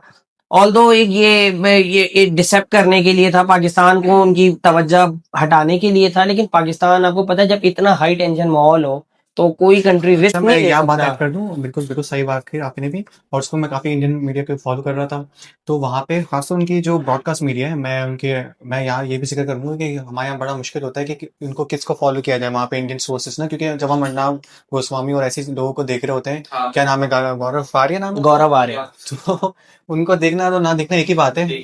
तो क्या कहते हैं, लेकिन मैं यहाँ पे ये भी बताना चलूंगा कि हमारे जो ऑडियंस देखना चाहती है कि कौन से ऐसे इंडियन सोर्सेज हैं जो जो रिलायबल इन्फॉर्मेशन आगे प्रोवाइड करते हैं, तो उनको फॉलो किया ये जरूरी है। हाँ। ये एनीवे, जरूरी है। तो उस वक्त तो ये जो लोग टीवी पे थे, वो एक अजब से मतलब धूम मचाया हुआ था उन्होंने कि भाई अब जंग होने वाली है, मतलब ऐसे इंडियन साइड पे बोल रहा हूँ कि अब बाकायदा उन्होंने लाइटें बंद करना भी स्टार्ट कर दी थी कि अब आपके आधे तो 2 से 4 बजे आपकी लाइटें बंद होंगी, ड्रिल की तैयारी, बाकायदा जंग का माहौल वहाँ हाँ ऐसे ही। राजस्थान की जो कि हमारे बॉर्डर एरिया है ना, वहाँ बाकायदा जंग का माहौल उनको पहले से सेटिंग दे दी थी कि 8 से 10 मॉक ड्रिल्स होंगी तो आपकी लाइटें बंद हो जाएंगी, ऊपर से जहाज जाएंगे तो आपको वीडियो नहीं बनानी। लेकिन हसन, मुझे नहीं लगता ये एक एलिमेंट ऑफ सरप्राइज था पाकिस्तान के लिए, क्योंकि पाकिस्तान तो समहाउ प्रिपेयर था इन हाँ, चीजों के लिए। क्या आप क्या कहते हो मैं इसके कह रहा ऊपर? हूँ वो पाकिस्तान का भी उनका टारगेट, मतलब जो मेन उनका प्रायोरिटी थी पाकिस्तानी, थी वो अपनी डोमेस्टिक ऑडियंस थी, ओके। तो वो उनको रेडी कर रहे थे कि भाई ये होने वाला है, क्योंकि डिमांड ही वहीं से आ रही थी ना। चक्कर में आपको हाँ जैसे बताऊं ना कि जिस तरह बीजेपी ने एक ट्रेंड सेट कर दिया कि हर टाइम पे अटैक को बढ़ाना है, तो वो अब अटैक खुद करना भी ना चाहे तो लोगों के प्रेशर पे करना पड़ेगा। लेकिन इसमें ये भी एक पॉइंट यहाँ पर ये भी जुड़ता है ना कि उन्होंने जो अपना माइंडसेट अपने अवाम का उन्होंने जो क्रिएट कर दिया था इस पूरे दरमियान जो है 2014 से लेके 2025 तक, कि वो उन उस अवाम के लिए, यानी इंडियन जो है नेशन के लिए, उनके वोटर्स होगा, उनकी अवाम होगा, उनके लिए पाकिस्तानियों के लिए हेट इतना ज्यादा बढ़ चुका था कि वो, यानी अगर गवर्नमेंट चाह भी रही है कि भाई हम जो है वो लाइक वॉर इनिशिएट नहीं करें, लेकिन उनकी आवाम ये कह रही है कि नहीं, अब जब आपके पास ये मौका है देन गो फॉर इट। वो खुद इस चीज को चाह रहे थे क्योंकि मेंटेलिटी ऐसी बनती जा रही थी ना, उनका हेट इतना मिलता जा रहा था। नहीं, फास्ट सही कह रहे हैं, और इस पर हम आगे भी बात करेंगे कि कैसे बीजेपी ने एक तरीके से उसको अपने वोट के लिए इस्तेमाल किया, लेकिन इन दी एंड ये उन्हीं के लिए सबसे बड़ा अजाब बन गया कि कल को कुछ भी होता है, अगर हल्का सा पटाखा भी फूटता है तो सब बोलते हैं पाकिस्तान पे अटैक करो, और वो पॉसिबल नहीं है। मतलब पाकिस्तान कोई छोटा मोटा तो वो तो है नहीं, युगांडा लुशोटो कि आप कुछ भी करो घुस जाओ अंदर। पाकिस्तान करने के लिए पूरा प्लान चाहिए और बहुत सारी आपको हिम्मत भी चाहिए, इन शॉर्ट मजाक की फिर वो मूवीज वाला फैक्टर भी आ जाता है कि फला मूवी है, ये है, धुरंधर है, उरी है, और वो माइंडसेट डेवलप करने में इनका भी बहुत बड़ा हाथ है ना। वो एक इंडियन नेशन का एक नैरेटिव बिल्डअप करने में उन्होंने एक अलग ही आउट ऑफ द वर्ल्ड ही, एक आउट ऑफ द कॉन्टेक्स्ट एक बात कर दी। पा रहे हैं ना कि एक बॉलीवुड की दुनिया और है और रियलिटी की दुनिया और है, Exactly, ऐसा तो ही ये है। भी है। लेकिन अभी अब इसके आगे वाली जो टाइमलाइन है, द फॉलोइंग टाइमलाइन, वो जो है अपनी पूरी की पूरी फाइनल शोडाउन को रिप्रेजेंट करती है। कि जितना जो भी आप ये कह सकते हैं कि एक्शन जो कि हुआ, हम तो उसको भले आप थ्रिलर का भी नाम दे लें, जो भी हुआ, तो ये पूरा इसी टाइमलाइन के अंदर फॉल करता है। अब जरा इसको थोड़ा सा ब्रेक डाउन करें आप दोनों से, मैं यही बोलूंगा कि इसके अंदर, इस वॉर में इस पूरे टाइमलाइन में जो पाकिस्तान के गेन और लॉसेस थे, जो इंडिया के गेन और लॉसेस थे, जो पाकिस्तान के पॉइंट ऑफ व्यू से जो पाकिस्तान क्लेम कर रहा था कि हमने जो है इतने एयर स्ट्राइक करे, इतने हमने जो है वो उनके लाइक रफाइल जो है वो फ्लाइंग सॉरी क्या कहते हैं फाइटिंग जेट्स जो है एयरक्राफ्ट जो है उनको हमने गिराए, तो सेम इंडिया भी एक चीज क्लेम कर रहा था। तो दोनों के पॉइंट ऑफ व्यू, दोनों के नैरेटिव्स को आप थोड़ा डिस्क्राइब करें। एक एक तरफ नहीं देखते हैं, कहाँ आज हम दोनों तरफ देखते हैं कि वो क्या क्लेम कर रहे हैं और हम क्या क्लेम कर रहे हैं, और दोनों के लॉसेस और गेन्स को थोड़ा डिस्क्राइब करें आप। ये तो अब तो हम मेन बात पे बिल्कुल मुद्दे पे पहुंच चुके हैं। हाँ, तो मैं इससे पहले तो ये पूछना चाहूंगा कि जैसे आप फाज तुम भी थे और राफी भी, तो उस वक्त क्या सूरत हाल थी, मतलब उस दिन जब तुम लोग बैठे हुए थे कि तुम्हें पता था कि शायद जंग होने वाली है, तो तुम्हें पता कैसे चला, या पहला रिएक्शन क्या था कि मैं इससे बात को आगाज करूं, कि जब पता चला कि मुझे जहां तक पता चल रहा था तो सो गए थे या नहीं, सो तो नहीं गए थे, सोते तो अभी इतनी जल्दी तो नहीं है खैर। लेकिन ये है कि जब हम सोशल मीडिया स्क्रॉल कर रहे थे और दूसरा हम अपनी क्रेडिबल सोर्सेज देख रहे थे, जो न्यूज़ वगैरह, उस पर सारी चीज़ें हमें देखने को मिल रही थी कि जो रिटेलिएशन हमारी तरफ से जा रही थी, और जो फिर शायद पहला क्लेम मैंने जो पहला क्लेम सुना था कि हमने जो है उनके फाइटर जेट्स को जो है वो टारगेट किया और फिर उनको शॉट डाउन कर दिया। तो पहला तो मैंने तो ये चीज़ देखी थी। मुझे तो अच्छी तरीके से याद है वो रात में मैं बाहर ही था उस वक्त। मैं किसी काम से लेट हो गया था, तो मैं कहीं दोस्तों के साथ चाय पी रहा था। तो ये न्यूज़ेज़ आना शुरू हुई कि जो है वो एक हैवी इंटरसेप्शन हुई है बॉर्डर के ऊपर, जो है वो हाई टेंशन है। और उसके बाद तो मैं अब मेरा थोड़ा सा है कि मैं थोड़ा इन चीज़ों को ज़्यादा फॉलो करता हूँ, और जब मैं इस तरह जाता रहा, अपडेट्स आ रही थी, मुस्तकिल आ रही थी। यहाँ से आईएफ भी पूरा हाई अलर्ट पर है, यहाँ से पीएफ भी हाई अलर्ट के ऊपर है, और वो एक जो नंबर ऑफ एयरक्राफ्ट जो उस वक्त एंगेज हो रहे थे, वो सारी चीजें आ रही थी। तो ये खैर एक माहौल उस वक्त चला, तो बड़ा एक्साइटिंग हुआ था, और फिर तो उठने का दिल ही नहीं किया। अच्छा मैं बताऊं, मेरी बड़ी अजीब सिचुएशन थी कि उस उन वीक में मेरे बेस्ट फ्रेंड की शादी थी। तो मैं ये दुआ कर रहा था कि मुझे, अच्छा मैंने जब जो मेरे दोस्तों को उनको मैंने बताया कि भाई ऐसा कुछ होगा, तो वही बात कि नहीं होगा, वही ऐसी बात कि भाई कैसे हो सकता है ये वो, मैंने कहा चलो देख लेंगे। तो मैं उस वक्त एक दुआ कर रहा था, मैंने कहा यार इसके दोस्त की जो मेरी शादी इस वीक में ना हो, वरना सारा फोकस हट जाएगा। मतलब एक मेन दोस्त आपको से साथ घूम रहे होते हैं। एनीवे, तो मुझे याद है अच्छे से कि वो टाइम हो रहा था 1:02। 1:02 थे। इंडिया हमसे आगे है आधे घंटे। है ना। तो अच्छा चक्कर ये हुआ कि 1:02 मतलब 12:50 समथिंग से खबरें, या पौने 1 बजे से खबरें आना शुरू हो गई थी कि हमारा जो इस्लामाबाद के साइड पे जो जितनी भी एयर बेसेस हैं, यहाँ से क्या कहते हैं जहाज उड़ने की आवाज़ें आ रही हैं, और बहुत एक्टिविटी एयर में दिख रही है। और खबरें भी बॉर्डर पे भी, जो ये सारे शहर हैं यहाँ पे भी सुनने में आता है कुछ हुआ है, लेकिन कुछ एक तस्दीक नहीं मिल रही थी। मसला ये होता है कि खासतौर मैं अगर एज जर्नलिस्ट बात करूं, कि हम पे प्रेशर बहुत होता है, खबर जल्दी ब्रेक करना है आपको, बट चक्कर ये होता है कि जल्दी के चक्कर में आप गलतियां कर जाते हो। तो हमारा असूल हमेशा से ये रहा है कि भले आपको लेट हो जाए, लेकिन आप खबर गलत ना हो। अगर आपकी खबर ही गलत हुई तो जल्दी का फायदा क्या, आपकी क्रेडिबिलिटी हर्ट होती है इन द लॉन्ग रन। सो यही हुआ कि मैं कहता हूँ यही हुआ कि उस वक्त क्या कहते हैं, बहुत ऐसी खबरें आ रही थी पहले से ही कि कुछ हो रहा है कुछ हो रहा है, लेकिन 1 बज के समथिंग 3 मिनट 2 मिनट पे कंफर्म हो गया कि हाँ रॉकेट गिरे। अब मजे की बात, सॉरी, मैं मुझे जहां तक याद है, वो एक बिल्कुल एग्जैक्ट टाइमलाइन के ऊपर तो हमने शायद हमारे रेडार्स ने आइडेंटिफाई किया है 12:50 पे इंडियन एयरक्राफ्ट को नियर बॉर्डर, नियर एलओसी, क्योंकि इस जंग के अंदर हम एलओसी तो क्रॉस हुई नहीं है दोनों साइड से। 12:50 पे मेरे ख्याल से नहीं हुआ नहीं है, 12:10 पे हमारे रेडार पे ये हुआ। ये डिटेक्ट हुए, और मेरे ख्याल से विद इन 2 मिनट्स पीएफ जो थी वो एक्टिव हो गए, हमारे एयर स्पेस के अंदर वो एक्टिव हो चुकी थी हमारी पीएफ। यही हुआ कि 12 ऑब्वियस बात है, पीएफ तो काफी टाइम से उस पे थी, हाई अलर्ट पे थी, बहुत टाइम से, 1 हफ्ते से चल रहा था। और ये भी टैक्टिक होती है कि दुश्मन को थकाना। फॉर एग्जाम्पल अगर आप करने को तो 3 दिन पहले भी कर सकते हैं, लेकिन आप खींचते हैं उसको कि उसकी जो अटेंशन है, उसकी जितनी भी एनर्जी है, उसको वो करें, लूज करें, कि वो एक टाइम तक ही चौकंदा रह सकता है, कितना टाइम तक रहेगा। लेकिन उन्होंने इसी चीज को खींचा है करने को। वो 22 अप्रैल को तरह 26 अप्रैल को भी कर सकते थे, 1 मई को भी कर सकते थे, लेकिन उन्होंने जान के पाकिस्तान की अलर्टनेस को भी स्ट्रेच किया कि थोड़ा वो थके। एनीवे उसका फायदा कुछ हुआ नहीं। एंड 12:10 पे हमारे रेडार्स पे कहते हैं कि रिपोर्ट में कि आता है कि वो दिखते हैं उनके जहाज आते हुए, और 12:12 में, ये मतलब रिकॉर्ड ही है कि 2 मिनट के दो अंदर इतना इतनी बड़ा। बड़ी एक एयरफोर्स जो है वो हाँ, असेंबल होके वो उसके ऊपर थी अपनी फिजाई हदूद और के आगे अंदर। से अगर मैं बंदा थोड़ा इमेजिन भी करे, अगर किसी ने टॉप गन देखी हो टॉम क्रूज की, तो अगर आगे 70 जहाज आ रहे हैं 72 समथिंग, वो भी पैकेज इतने बड़े में, एक अजीब ही माहौल होता है, एक अजीब ही मंजर होगा कि डर की कैफियत भी हो जाती है लोकल्स के लिए भी, ऑब्वियसली भले आप जितने भी ज्यादा जो है वो मुजाहिद स्पिरिट रखने वाले बंदा हो। कहने में, सुनने में, पढ़ने में एक अलग फर्क है, और जो लाइव इनकाउंटर कर रहा होता है ना, वो एक बिल्कुल कैफियत ही और होती है। साइकोलॉजिकली एक इंसान की बिल्कुल कैफियत ही चेंज होती है उस दौरान। नहीं, तो मैं यही बता रहा हूँ कि बिल्कुल, और उनको सलाम है भाई जो कॉर्पोरेट में बैठे थे हमारी साइड से, कि उन्होंने उड़ाया और उनका मिशन भी याद रहा और सक्सेसफुल किया। बट एनीवे, उस पर बात करते हैं भैया। तो जहाज हमारे एयरबोर्न हुए, अब उस वक्त वो अपनी स्ट्राइक्स कर चुके थे। एक सीसीटीवी मेरे पास आती फुटेज, पता नहीं, मैं आपको शेयर करूंगा कि मेरे ख्याल से वो शहर कौन सा होता है, मुरीद के होता है या कौन सा, वहाँ वहाँ सीसीटीवी में लिखा होता है 12:35 में रॉकेट गिरते हैं। अब ये होता है कि इंडिया के ट्विटर पे तकरीबन 2 या 4 मिनट पहले एक वो ट्वीट भी कर देते हैं कि जय हिंद के नाम से अपनी सारी फोर्सेस की एक बड़ी कोलाज सी कंपाइलेशन सी वीडियो बनाते हैं, और वो समझ लें कि वो अटैक से 1 मिनट पहले या 1 मिनट बाद कर देते हैं, तो उनका सिग्नल होता है कि हमने अटैक कर दिया। अब ये होता है कि वो अपने रॉकेट लॉन्च कर देते हैं। अब मैं थोड़ा यहाँ पे बताऊँ ना, कि ना इंडिया ने अपने डिवाइड की हुई होती है रिस्पॉन्सिबिलिटी, कि इंडियन जो फोर्स है, ग्राउंड फोर्स है, 9 टारगेट्स को उन्होंने टारगेट किया है। इंडियन जो ग्राउंड फोर्स है, उन्होंने इसको 7 टारगेट दिए होते हैं, 6 या 7 दिए होते हैं। और जो इंडियन एयर फोर्स है, उनको दिए होते हैं कि यार 2-3 कर लेना यार आप लोग।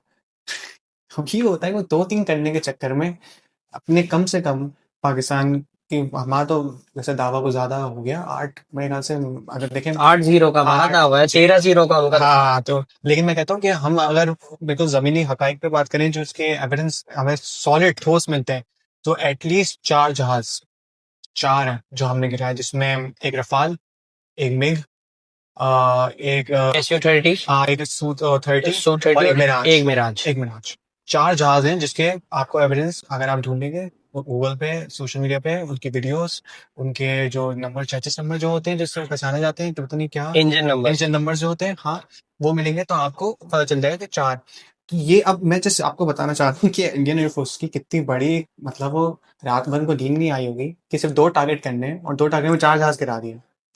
और मेरे ख्याल से 1971 से ये भी एक रिकॉर्ड है जो हमारी आवाम को नॉर्मली नहीं पता। 71 से लेके अब तक 2025 तक अगर हम उस टाइमलाइन को देखें, 2026 भी ले लें, तो मेरे ख्याल से साउथ एशिया के अंदर 50 से ज्यादा, 50-52 जहाज गिरे, और वो सब पीएफ ने गिरा है। हाँ, ये पाकिस्तान का बहुत ये बहुत सब हमने गिरा है, और ये बात हमारी आम आवाम तक नहीं पता है।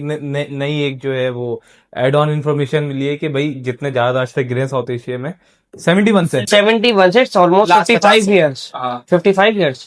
नहीं, पाकिस्तान एयरफोर्स कोई मजाक बात नहीं है। उन्होंने ना सिर्फ अपना लोहा मनवाया, बाकी दूसरे को ट्रेन किया। यूएई की पूरी एयरफोर्स, आपको ये बड़ी हैरत होगी, एक और मैं बात बताता हूँ, यूएई की शुरू के 3 जो एयर चीफ रहे हैं पाकिस्तानी है, यूनाइटेड एयरफोर्स के। हम जंग भले कितने भी कॉन्फ्लिक्ट हो, लेकिन जब वॉर सिचुएशन बनती है तो सारे पाकिस्तानी एतमाद में होते हैं कि हमारी फोर्सेस जो है वो हमें बैक डाउन नहीं करेंगे। मैं कह रहा हूँ फ्लैग के अराउंड पाकिस्तान सिर्फ 2 किस्म होते हैं, या तो पाकिस्तान का मैच हो रहा हो या जंग हो रही है। ये एग्जैक्टली ऐसे ही ये दो ही या तो हमारा क्रिकेट मैच हो रहा हो, या तो हमारी जंग हो रही हो, तो सब एक हम कॉम में यूनिटी आ जाती है। इंटरेस्टिंग बात यह है कि अब उनका अटैक होता है यहाँ पे, ठीक है, और फिर हमारा फौरन कार्रवाई होती है। तो हमारे उस वक्त के जो आर्मी, अभी जो एयर चीफ हैं, तो उनका बड़ा मशहूर डायलॉग है कि वो अपने लोगों को कहते हैं, साथियों को, या अपने, सॉरी, अपने जूनियर जो जहाज को रन कर रहे हैं, कि मुझे रफाल चाहिए। और ये बड़ा, एक मैं कहता हूँ नेटफ्लिक्स का बड़ा वो है, शो है पूरा, कि मुझे एक डायलॉग सोचे कि कोई अगर बंदा वॉर रूम में बैठा हुआ है, और यहाँ पे उसके वो लगे हुए सारे हैंड फ्री जो भी जो कांटेक्ट कर रहा है, और वो उसको कह रहा है, उनको कह रहा है कि भाई कुछ भी हो जाए मुझे रफाल चाहिए। अच्छा, ये स्ट्रेट अवे पायलट्स से वो मुखातिब थे। उनका डायरेक्शन है, उनकी डायरेक्शन है भाई। अगर वहां तक पहुंची होगी तो मेरे ख्याल से नई मूवी में उनका ये डायलॉग आने वाला होगा इंडिया में। अब वो देखे ना कि वही मोदी जी को ये था ना कि भाई बालाकोट में राफेल होते तो उनको बताते पाकिस्तान को, तो वो हमें तो याद है, हम तो नहीं बोलते, तो हमें वो चीज़ याद थी। और मैं कहता हूँ बाकायदा गूज़बम्प्स वाला मोमेंट था। अगर जो भी उस वक्त वॉर में, वो कह रहे थे कि जब वो रेडार में गिर रहे थे ना, जो लोग वहां बैठे बताते, तो वही हर गिरने पे अल्लाहू अकबर के नारे हो रहे थे कि जब भी वो गिर रहे थे। ये एक बहुत बड़ा बूस्टअप होता है कि आपका चीफ आपके साथ ऑपरेशन रूम के अंदर मौजूद है। ये कोई मजाक बात नहीं है, वरना रात में 3 बजे 4 बजे चीफ तो चीफ है, तो उनके बहुत सारे सब ऑर्डिनेट्स होते हैं जो मैनेज कर सकते हैं इन चीजों को। लेकिन ये एक बड़ा बूस्ट होता है कि एक तो चीफ आपका ऑपरेशन रूम में मौजूद है, और उसके बाद वो डायरेक्ट इन कॉन्टेक्ट है आपके पायलट्स के साथ, जो इन एयर है, जो मुल्क की सॉवरेनिटी के लिए इतना बड़ा एक मिशन कैरी करने के लिए जाते हैं, उनसे डायरेक्ट उसके अंदर है। और टोटल मेरे ख्याल से अब ये बातें तो बड़ी पुरानी हो चुकी है कि अगर हम बोलें कि कम से कम पाकिस्तान एयरफोर्स के लिए कि अगर हम ऑफेंसिव डॉक्ट्राइन के ऊपर अमल करें, हम तो टोटली ऑफेंसिव उस पर कर रहे हैं, हम तो डिफेंसिव है ही नहीं अब कहीं। और दूसरी बात ये कि अब आपने जो बात की कि भाई इतने इतने ज्यादा जो लोग हैं, मतलब इतना आर्मी चीफ जो है वो खुद इस डायरेक्ट जो है कोऑर्डिनेशन के अंदर, और उसके बाद इतना एक ऑप्टिमिस्ट जो है एक स्टेटमेंट देना कि जो एक मोटिवेशन पैदा करते हैं जो लोग ऑपरेट कर रहे हैं इतना पूरा ऑपरेशन को, तो वो जाहिर सी बात है फिर क्यों ना रिजल्ट आए इस नहीं, वो मैं थोड़ी मोटी मोटी बातें रख दूं ताकि थोड़ी कंफ्यूजन दूर हो जाए कि इस जंग में ये डॉग फाइट नहीं थी। डॉग फाइट मतलब ये होता है कि जी दो जहाज अब एक सामने आमने सामने हो ना। ये बीवीआर जंग थी, बियॉन्ड विजुअल रेंज, के आपको सिर्फ रेडार पे दिख रहा था। और कमाल ये बात हुई कि पाकिस्तान ने अपने रेडार बंद किए हुए थे। पाकिस्तान ने ये जो हमारे जहीर बाबर हैं, इनकी जब से 2021 में ये आर्मी चीफ, जब एयर चीफ बने, माफ कीजिएगा, तो उनकी खुद की प्लान थी कि सिर्फ हमारा फोकस हमें ना जहाजों पे नहीं रखना। इन्होंने पूरा सिस्टम बनाया जो किल चेन कहते हैं, जिसमें जैमर्स भी आ जाते हैं, सेंसर्स भी आ जाते हैं, ड्रोन्स भी आ जाते हैं, और डिफरेंट चीजें मिला के एक उन्होंने पूरा सिस्टम ऐसा बनाया कि हर चीज एक दूसरे को सपोर्ट कर रही है, और फिर वो ग्राउंड पे रिजल्ट भी उसके दिखे। तो मैं जस्ट बताऊं कि वहां से 74 समथिंग जहाज होते हैं और यहाँ से 42 होते हैं। फिर हमको जवाब देते हैं, ऑब्वियस बात है, जब उनके 4 गिर देते हैं ये भी कहा जाता है कि हम और गिरा सकते थे। पाकिस्तान की तरफ से क्लेम आता है कि हम और भी गिरा सकते थे राफेल, बट हमने नहीं गिरवाया। एनीवे, उनको ऑर्डर आता है अपनी बेसिस आने का, और ये जो तकरीबन ये जंग चली है, ये समझ लेंगे 150 किलोमीटर के फासले पे थी। इंडिया को सबसे जो जहाज गिरने की सबसे बड़ी मिसाल, वो जो एग्जाम्पल थी या जो रीजन बना, वो ये था कि इंडिया एक्सपेक्ट कर रहा था कि उनके जो हमारे जहाज के जो मिसाइल है उनकी रेंज होगी 100-150 किलोमीटर, और वो खड़े हुए थे 180 पे किलोमीटर दूर। हमारे निकले 200 से ऊपर। ये सबसे बड़ा जो डॉज पड़ा था कि चाइनीज जो PL-15 जो हम बड़ी मशहूर बात करते हैं, वो ये हुआ कि वो एक्सपेक्ट कर रहे थे कि उनकी रेंज जो होगी ना वो 150 होगी, तो हम अपने सेफ साइड के लिए 190 पे खड़े हो जाते हैं। वो उन्होंने अपना डिस्टेंस तो रखना था ना। अच्छा ये भी बड़ी मजे की बात है, दोनों मिलकर जहाज जहाज क्रॉस नहीं करवाए, क्योंकि उनको अभिनंदन वाला एपिसोड याद था कि 2019 में क्या हुआ था, कि वो दोनों नहीं चाहते थे कि जहाज कुछ ना कुछ लगे और कुछ जाए। दोनों ने अपना डिस्टेंस रखा था, लेकिन इंडिया के एक्सपेक्ट किया कि पाकिस्तान के जहाज की लिमिट इतनी नहीं होगी रेंज की, वो पहुंच ही नहीं पाएंगे उनके मिसाइल।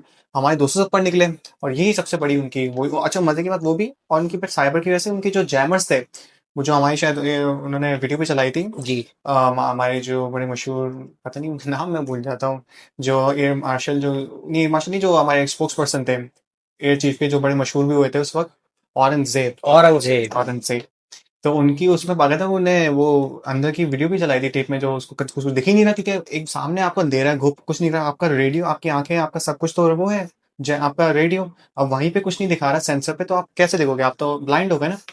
तो ये बड़ी बहुत बड़ी मैं कहता हूँ विन थी पाकिस्तान की, स्पेशली एयरफोर्स की। और मुझे आज भी याद है कि जब मैंने अपने दोस्तों के ग्रुप में सेंड किया था कि पाकिस्तान ने गिरा है, कोई मानने को रेडी नहीं था, क्योंकि हम लोग इसकी बैक हिस्ट्री कि हम लोग इतना डाउन एंड आउट हो गए थे। बिल्कुल। इकोनॉमिक इश्यूज, पॉलिटिकल इश्यूज, पता नहीं किसी तरीके के, इंटरनेशनली हम बड़ा वो हो बड़े गए थे। एग्जॉस्ट हो गए थे। तो कोई मानने को रेडी नहीं था कि हो गया।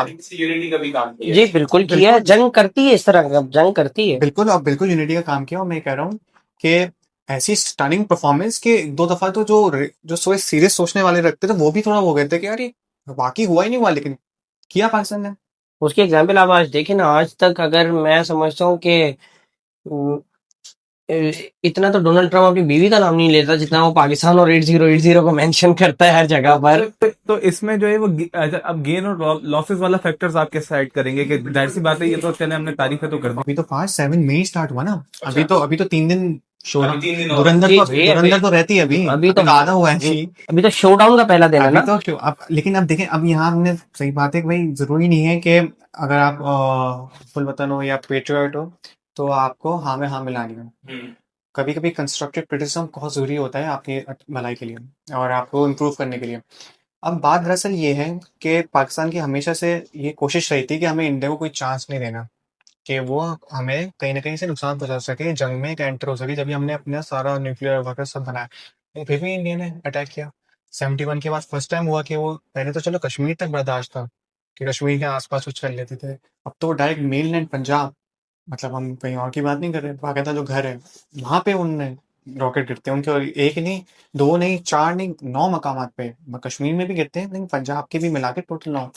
तो ये एक बहुत बड़ा सेटबैक था। और इसमें से मेरे ख्याल से एक कोई GHQ से 9-10 किलोमीटर हाँ नहीं दूर वो गिरा है। नहीं नहीं वो आगे था, वो थोड़ा मई 10 में, लेकिन हम अच्छा साथ अच्छा में की अच्छा। बात है, उन्होंने जो टारगेट भी करे वो जगहें तो 4 पंजाब में थी, 3-4 कश्मीर में थी, तो ये एक बहुत बड़ा सेटबैक भी था। और मेरे ख्याल से फिर यही वजह हुई कि पाकिस्तान ने अब फिर सोचा कि भाई ये चीज सिर्फ हम जहाजों पे नहीं रोकेंगे, क्योंकि उस वक्त हमारी कैजुअलिटीज में, मैंने ये बोला था उस वक्त कि कहने को तो कोई कह सकता था कि विन ले लेना आप, 4 जहाज आपने कितने भी गिरा दिए तो आप इसको खत्म कर दें, हो सकती थी वहां पे। लेकिन इशू ये हुआ कि जब हमारी कैजुअलिटीज हो गई ना, और वो भी तकरीबन 3 दर्जन तो एटलीस्ट थी, मतलब 30 के अराउंड समथिंग हो गई थी। 38-39 हाँ, तकरीबन थी। तो वो एक बहुत बड़ा प्रेशर था कि उसका क्या करें, कि भाई अगर आपने उनके जहाज गिरा दिए समझ आता, लेकिन आपने कैजुअलिटीज तो नहीं हुई, कैजुअलिटीज आपके पर्सन्स की हो रही है, आपके नेशनल्स की हो अच्छा, रही है। ये हमारी ये एयर शो के अंदर भी हमारी कैजुअलिटीज हुई है क्या? उसके बाद जो चल के जो हमारे मिसाइल्स नहीं अटैक हुए नहीं, इसके साथ में अंदर? ये मैं पहले अटैक की बात कर रहा हूँ, मैं साथ की बात कर रहा हूँ, जब उनके गिरते ना जी। पहले दिन ही, उसमें भाई देखो, जब एक शहर है, अगर फॉर एग्जाम्पल एक शहर में टारगेट भी कर रहे हैं तो घर तो करीब करीब है हाँ, ना, एग्जैक्टली, ये तो है। इम्पैक्ट तो हो सकता है ना भाई। अगर उसको आपको पता है गोली का शेल जो होता है उसके अंदर क्या होता है, बारूद वो जो होते हैं, उसके जब गिरते जरा तो वो दूर जी दूर तक जी जाते हैं। और भी यही हुआ, उसमें काफी लोग वो जख्मी भी हुए, शहीद भी हुए। अब फिर आता है May 8 का ना, ये May 8 बड़ा इंटरेस्टिंग वाकया है। अच्छा, ये मैं यहाँ पे बता दूं कि पाकिस्तान मिलिट्री ने एक तो अपनी परफॉर्मेंस तो की थी, इंफॉर्मेशन में जो उन्होंने कमाल किया ना, वो सच में कोई मैं तो एक्सपेक्ट नहीं कर रहा था। बहुत कमाल उन्होंने चीज करी। उन्होंने ये किया कि मई 8 को ना, अगले दिन शाम के या मगरिब के टाइम पे ड्रोन स्टार्ट हो गए जाना। अच्छा, ये दिखाइएगा। पूरी पूरी उसमें सीखा, पूरी क्या कहते हैं, जितनी भी यूक्रेन की जंग हुई, उन्होंने जितने भी दुनिया की जो मिलिट्रीज, उन्होंने एक बात सीख ली कि अब जंग है ड्रोन्स की। मतलब F-35 उड़ा रहे हो आप क्या कहते हैं, कोई भी बड़ा जहाज उड़ा रहे हो, मैटर नहीं करता, अब जंग है सारी ड्रोन्स की, और ये इस छोटे से सिस्टम की जिसमें आप बड़ा नुकसान कर सको। अब हुआ ये कि ड्रोन्स हमारी साइड से जाते हैं उनके सिस्टम को देखने के लिए, एयर डिफेंस सिस्टम को, कि भाई क्या होता है, क्या आया, वो किधर है। मजे की बात है, इंडियन साइड क्लेम करती है कि पाकिस्तान ने हम पे इतने इतने जहाज फेंके हैं, ठीक है, इतने इतने फेंके। इतने ड्रोन आए हैं हाँ, भाई, दोनों साइड से क्लेम्स हाँ, था ये। लेकिन मजे की बात है, हम डिनाई करते थे। ये होता है इंटरेस्टिंग, ये होती कंफ्यूजन क्रिएट करना, और जो हमें अपने फायदे में काम आई ना, कि हमने वो चीज डिनाई कर दी कि नहीं, हम ऑफिशियली हम। लेकिन ड्रोन्स ऑफ कोर्स अगर भाई कश्मीर श्रीनगर के आसमान में दिख रहे हैं तो कहीं ना कहीं से तो आए हैं वो। तो लोकल रिपोर्ट भी हाँ, कर रहे थे तो नजर आ रहा था, ये तो दिख रहा था कि ड्रोन जो है वो इस तरफ मतलब इतनी ज्यादा क्वांटिटी से एलओसी क्रॉस किए हैं, और उनके भी आए थे, जाहिर सी बात है। लेकिन ये जो आसान ने बात की कि हमने जिस तरह उनको डिसेप्ट किया कि हम मतलब सिरे से इनकारी हो गए, हमने कहा हमने तो नहीं भेजे, हमारा तो कोई इसमें अमल दखल ही नहीं है। तो मतलब एक बंदा कंफ्यूज हो जाता है कि इतना ज्यादा कॉन्फिडेंस से कह रहे हैं, ड्रोन भी हमारे सामने आ रहे हैं और ये भी हो रहा है, लेकिन ये इंफॉर्मेशन वॉर के अंदर ये पाकिस्तान की एक बहुत बड़ा एक सेकंड पाकिस्तान की जीत देखिए थी। इससे होता है वर्ड्स क्या हुआ, ये जो हमारी आम पब्लिक थी उसको तो नहीं था। हाँ। उसको तो था कि 7 मई की बात कहाँ पे करते, लेकिन 8 मई की वो जब सुबह हो जाती है फजर के बाद, अगले दिन फिर आते हैं जहाँ ड्रोन कराची में, लाहौर में, और डिफरेंट शहर में, इससे एंगर फैलता है, इससे एंगर फिर पाकिस्तान पे प्रेशर होता है कि पाकिस्तान भी रिस्पॉन्ड करे। फिर वही मैं कहता हूँ, 8-9 मई को ऐसी वाकयात होती है, हम ड्रोन वॉर भागा था ऑफिशियली, पाकिस्तान और इंडिया की पहली ड्रोन वॉर होती है जिसमें आसपास में एक दूसरे को ड्रोन फेंकते हैं, उसके उनके डिफेंस चेक करने के लिए, हमारे डिफेंस चेक करने के लिए। इंडिया ने एक नई चीज और इसमें सॉरी मैं हाँ इंटरप्ट कर रहा हूँ, इसके अंदर मेरे ख्याल से पाकिस्तान ने इंटरसेप्ट करने के लिए एक इसकी हाँ, वजह ये भी है, जो हाँ, उनके ड्रोन इतने कारामद अगर रहे पाकिस्तान में, तो उसमें एक वजह ये भी थी कि शायद के हमारे एयर डिफेंस की जो लोकेशन है वो ज्यादा ओपन ना हो जाए, इस वजह से हमने हाँ, थोड़ा हाँ, ये लेस किया। हाँ, ये भी बिल्कुल बहुत प्राइम वजह ये भी थी। और फिर इन दी एंड घूम फिर के फिर वही 10 मई का आ जाता है। 10 मई पे आ जाते हैं। 8-9 अच्छा, 9 मई को एक और मैं आपको इंपॉर्टेंट बात बता दूं, 9 मई को IMF हमारी किस्त देता है।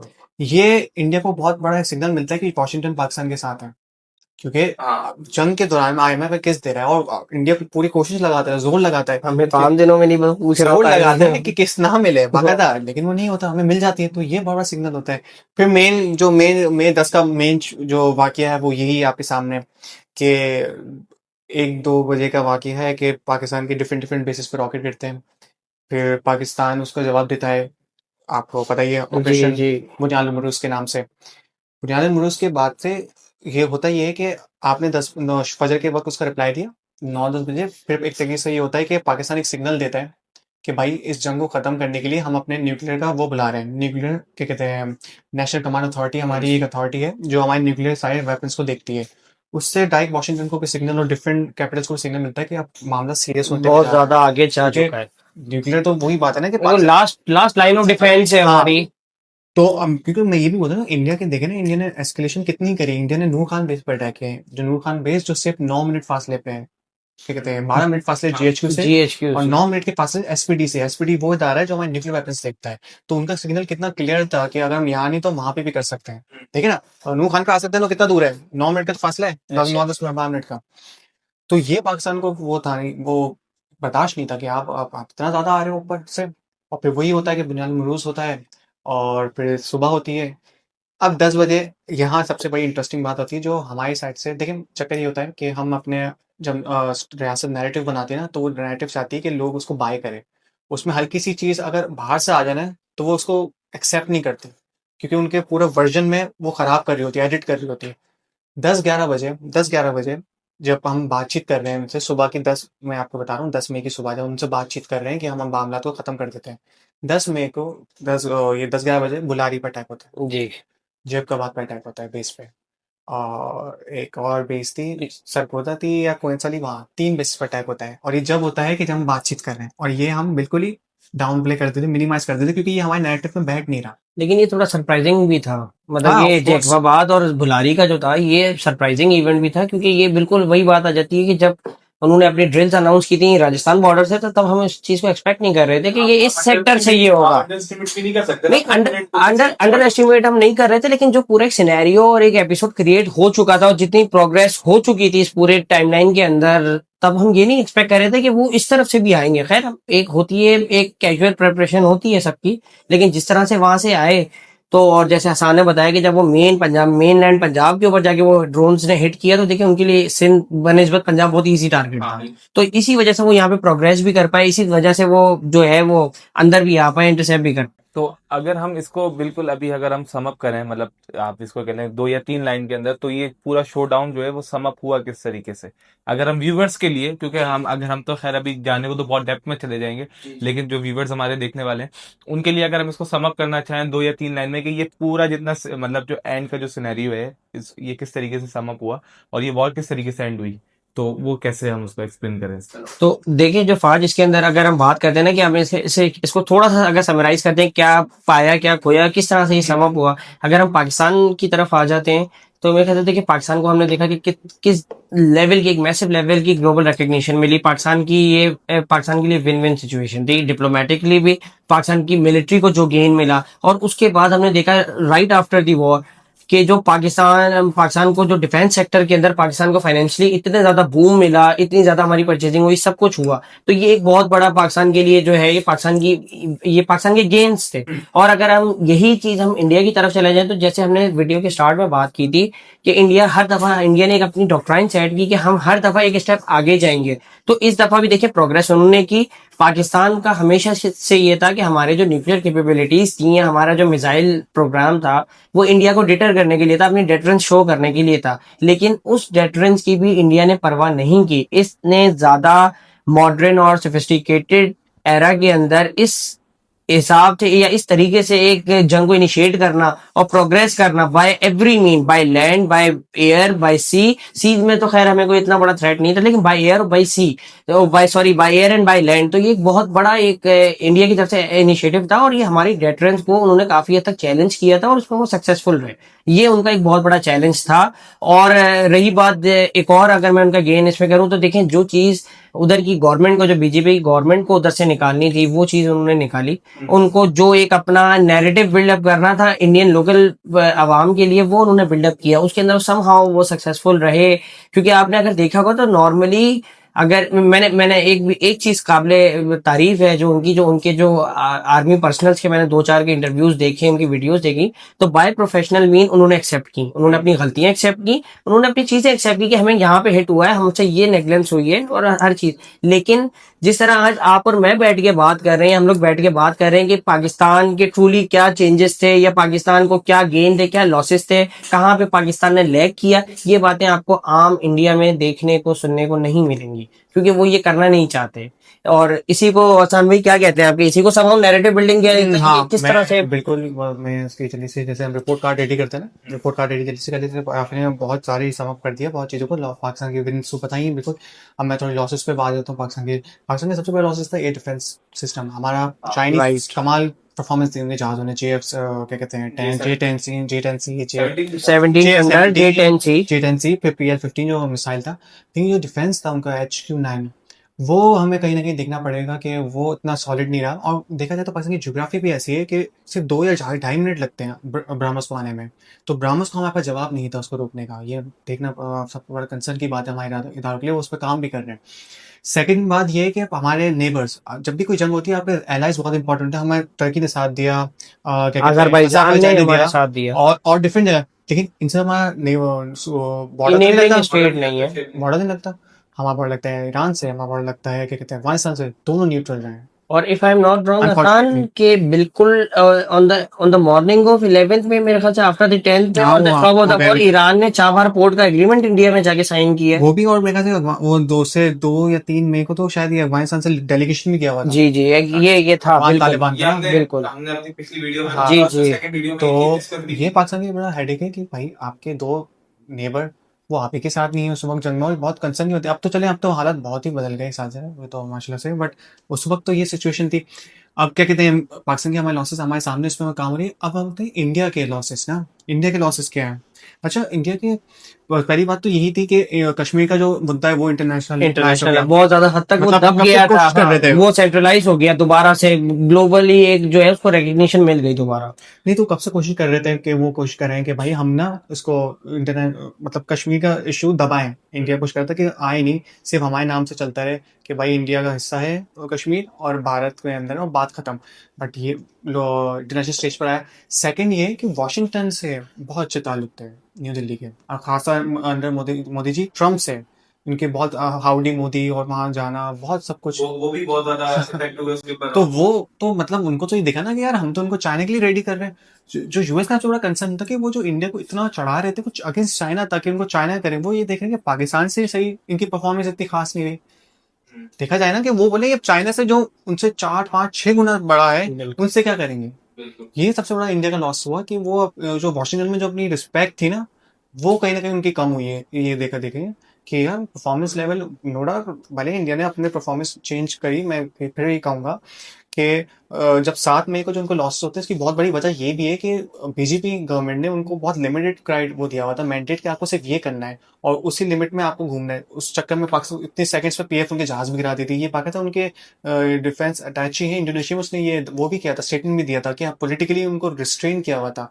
बट इन दी एंड ये हुआ कि बीजेपी का एक बहुत बड़ा लॉस हुआ इसमें, कि बीजेपी का जो स्ट्रॉन्ग इमेज थी उसको बहुत धचका पहुंचा है इस वजह से। इंडिया फ्रेंड भी उनके लिए लूज कर गए।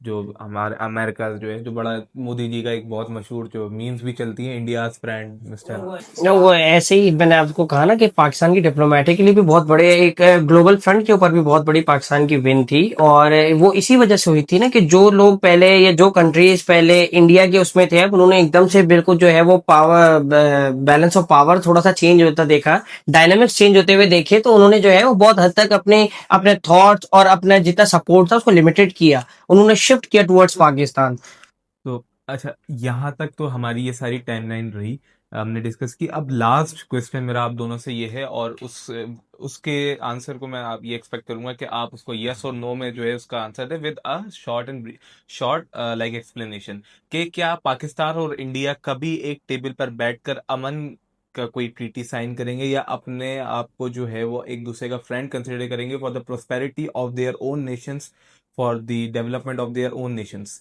तो सबसे पहले मैं आपका पॉइंट ऑफ व्यू जानना चाहूंगा इस पे। वहां जाकर मैं आपको अपना पॉइंट ऑफ व्यू बताऊं तो देखें, बिल्कुल ऐसा होगा, होना चाहिए, जरूरी है, अवाम के लिए भी जरूरी है समहाउ। लेकिन देखिए, मैं जिस तरह से अभी बीजेपी के एक सेकंड टायर के लीडर हैं, बीजेपी के या सॉरी आरएसएस के शायद, तो उन्होंने इस बात को बोला भी कि हमें बिल्कुल उनकी उनकी पॉलिसी में एक चेंज आ रहा है कि हमें पाकिस्तान के साथ बैठना चाहिए, हमें बात करनी चाहिए। मुझे उनका नाम याद नहीं है एग्जैक्टली, लेकिन उन्होंने इस बात की वो की कि हमें करना चाहिए। तो आप मुझसे पूछेंगे और मैं आपको बिल्कुल इसका जो शॉर्ट सा एक एक्सप्लेनेशन दूं, तो ये कि बिल्कुल इन फ्यूचर हो सकता है हम बैठें, टेबल पे बैठें, लेकिन ये जो अंडर द टेबल ये जितनी चीजें हैं, ये नोक झोंक, ये बॉर्डर स्क्रिमिशेस, ये चलती रहेंगी। दोनों हद तक कोशिश करेंगे, दोनों ममालिक, दोनों की फोर्सेस, दोनों की इंटेलिजेंस, कि वो कहाँ एक लूप होल ढूंढे और अगले को डैमेज करें। तो ये सब कुछ चलता रहेगा। दोनों चीजें एक चीज अबव द टेबल, एक चीज अंडर द टेबल, ये दोनों चीजें एक साथ चलती रहेंगी। अच्छा, मैं इसमें बोलूँ कि अनफॉर्चुनेटली दोनों कंट्रीज आपस में इसलिए नहीं बैठ सकते कि डिस्ट्रस्ट का बहुत मसला है, मिसट्रस्ट दोनों जगह बहुत है। आप डिसएग्री कर रहे हैं? मैं थोड़ा सा डिसएग्री भी थोड़ा कर रहा हूँ, बट मैं थोड़ा इसको ऐड ऑन कुछ कर रहा हूँ लेयर्स। दोनों डिस्ट्रस्ट बहुत है। मैं से मिसाल दूँ, 99 में कारगिल होता है, इससे पहले हम लोग लाहौर मिलने आए थे वाजपेयी जी, और दोनों नवाज शरीफ एक बस में बैठ के गए। 2008 से पहले मुशर्रफ कहते थे कि वो इतना करीब पहुंच गए थे कि कश्मीर का सॉल्व होने वाला था मसला, तो मुंबई अटैक्स हो जाता है। यहाँ पे मैं बता रहा था, मोदी जी आते हैं, नवाज शरीफ से मिलते हैं, तो 9 दिन बाद या एक हफ्ते बाद पठानकोट हो जाता है, फिर उड़ी हो जाता है। तो कहने का मकसद है, जब जब ये मुल्क आपस में करीब आने की कोशिश की तो कुछ कुछ हमले हुए हैं, जिससे पूरा मामला डेर हुआ है। तो ये बड़ा मसला है कि कुछ ताकतें, कुछ फोर्सेज हैं जो नहीं चाहती दोनों कंट्रीज आपस में बैठे साथ। सेकंड बात ये है कि ये जंग इसलिए अभी बड़े मामला इसलिए बड़े हल होना मुश्किल है, क्योंकि अब दोनों कंट्रीज ने अपनी ऑडियंस को अपने टारगेट बना दिया, मेन टारगेट ऑडियंस ना। वो जंग एक दूसरे से नहीं, वो उस ऑडियंस के लिए लड़ रही है कि हम कितने स्ट्रांग ये देख लो। और इंडिया इसलिए बीजेपी, जब तक बीजेपी गवर्नमेंट रहेगी, उनका मसला ये होगा कि उन्हें ऑडियंस को इतना हम पंप अप कर दिया है कि जब जब कुछ वाकया होगा तो उसकी ऑडियंस डिमांड करेगी ये कुछ करके दिखाओ। तो एक कमिटमेंट ट्रैप जो हमने स्टार्ट में बात की ना, कमिटमेंट ट्रैप में फंस गए। जब तक ये ट्रैप नहीं तोड़ेंगे, आरएसएस ने जब भी तो बात की जी कि क्यों पीपल टू पीपल कांटेक्ट होने चाहिए, कि वो ट्रैप टूटे, क्योंकि आपस में दोनों ने इतनी बड़ी बड़ी नेगेटिविटी अपने लिए बना ली है कि कुछ भी हल्का सा होता है तो सारा ब्लेम। अभी वो अटैक होता है यहाँ पे दिल्ली फोर्ट में नवंबर में, फौरन पाकिस्तान में इल्जाम लगता है, लेकिन इंडिया उस वक्त बहुत बीजेपी बहुत लोग क्या कहते हैं, मैं कहूँगा प्रोफेशनल तरीके से डील करती है, और उसमें अभी तक पाकिस्तान का नाम नहीं है। पूरी इन्वेस्टिगेट करती है, इन्वेस्टिगेट में निकलता है कि कोई उनका कोई अलकायदा का ग्रुप था लोकल जिसने किया है। तो ये मसला है कि अब बीजेपी को अपने ही लोगों को, हमारी आबादी है 50-25 करोड़, उनकी ये 1 अरब से ऊपर, तो 25 करोड़ कहीं ना कहीं बात समझाई जा सकती है, लेकिन 1 अरब से लोगों को बहुत मुश्किल हो जाता है कि एक बात पे लाना हो, जब आप उसको इतना वो पिला चुके हो जहर के, ये कर हम कर देंगे, हम ये कर देंगे, इधर घुस के मारेंगे। ये बड़ा बेटर करता है क्योंकि, और इसमें से बीजेपी गवर्नमेंट का भी उतना ही हाथ है, उनके मीडिया का भी उतना ही हाथ है, उनकी बॉलीवुड इंडस्ट्री का भी उतना ही हाथ है। अब आप देखिए, एक टाइम बीच में ऐसा आ गया था कि जरा सी कोई बात होती थी और वहां एक आम आदमी की जो वो डिमांड होती थी वो ये होती थी, फौरन पाकिस्तान पर अटैक कर दो, पाकिस्तान पर अटैक कर दो। तो जिस तरह साने बताया कि आहिस्ता आहिस्ता पॉलिसीज में और थिंक टैंक्स बैठ के सोच रहे, पॉलिसीज में थोड़ा चेंज आ रहा है, स्विफ्ट आ रहा है। अच्छा, बस मैं एक और बस यहाँ पॉइंट आउट कर दूं कि खुदा ना खासा नेक्स्ट जंग स्टार्ट होगी तो वो बहुत जल्दी होगी, और वहां से वो शुरू होगी जहाँ खत्म हुई है। मतलब अल्लाह ना करे नेक्स्ट टारगेट में बिल्कुल जरूरी है, बिल्कुल पॉसिबल है कि कराची टारगेट होगा। और एक और सबसे बुरी बात ये हुई कि ट्रम्प एडमिनिस्ट्रेशन ने इतना पाकिस्तान को झुकाव करके वो अपना जो मीडिएटर का रोल है वो खराब किया है। क्योंकि कल को, अगर वो कल को खुदा ना खासा कोई जंग होती है और इंडिया को कुछ बोलता है, तो इंडिया इतनी जल्दी उनके बात पे लबैक नहीं कहेगा, क्योंकि उन्हें देखा है कि उन्होंने हमारे साथ क्या किया। तो एग्जैक्टली। ये बड़ा है। और एक और बात मैं उस पर थोड़ी बात फिनिश करते हैं कि ये दो मुल्क जंग नहीं चाहते फॉर एग्जांपल, लेकिन कोई अगर तीसरा ग्रुप जो चाहता है एनआरकी फैलाना, जो हमने chaos पाक फैलाना, में देखा भी है। जो हमने देखा, तो इवन 2008 में मुंबई अटैक के बोलते उस पर पाकिस्तान कोई लेना देना नहीं था। वो एक ग्रुप था अलकायदा का, तो चाहता था कि दोनों मुल्क तबाह हों, आपस में लड़ें, न्यूक्लियर वेपन और हम ग्रो करें। तो ये मुल्क हो सकता है कि कुछ फॉल्स फ्लैग अटैक करवा, किसी पर इल्जाम लगवा दे, नॉन स्टेट एक्टर किसी कुछ भी करके ये तबाही मचा सकता है। तो मैं कहता हूँ कि हम हमारे वीडियो से ये मैसेज जरूर पहुंचाए कि हम बिल्कुल पीस लविंग है, हम चाहते हैं उनसे मिलना, हम चाहते हैं उनसे नॉर्मलाइज हो, पीपल टू पीपल कॉन्टैक्ट हो, लेकिन उसके लिए बीजेपी को अपनी पॉलिटिक्स चेंज करना बहुत जरूरी है। इसके बिना कुछ नहीं हो सकता। एग्जैक्टली। लेकिन लेकिन चलें, ये जो बात आपने की, ये लेकिन हम ये होप करते हैं और प्रे करते हैं कि ऐसी कोई सिचुएशन ना बने मजीद बहुत की। फिलहाल जो हमने सारे पॉइंट डिस्कस किए, ये टोटल ब्रेकडाउन था मे पूरे इवेंट का, जो कि जितने भी ज़्यादा से जितने मेन इवेंट्स जो हैं हमने कोशिश की कि हम इसके अंदर कवर कर सके, जिससे जो है पाकिस्तान को ग्लोबल रिकग्नाइजेशन मिली है। फिलहाल इस वीडियो के लिए इतना ही। हमने कोशिश की कि जितने सारे इवेंट्स हैं वो अब आपके लिए डिस्कस करें। आज की वीडियो के लिए हमें इजाज़त दीजिए। Thank you so much. जितने दोनों हमारे जो गेस्ट मौजूद हैं, राफे भाई एंड हसन भाई, बहुत शुक्रिया आपकी वैल्यूबल इन्फॉर्मेशन के लिए। और अब तक आपने अगर हमारे चैनल को सब्सक्राइब नहीं किया तो चैनल को सब्सक्राइब जरूर कीजिएगा, वीडियो को लाइक जरूर कीजिएगा, क्योंकि इस तरीके की वीडियो बनाने में हमारी बैक एंड पे बहुत ज़्यादा मेहनत लगती है। फिल वक्त इस वीडियो के लिए इतना ही। थिंकपुट की पूरी टीम और क्रू को इजाज़त दीजिए। अल्लाह हाफिज़, जज़ाकल्लाह।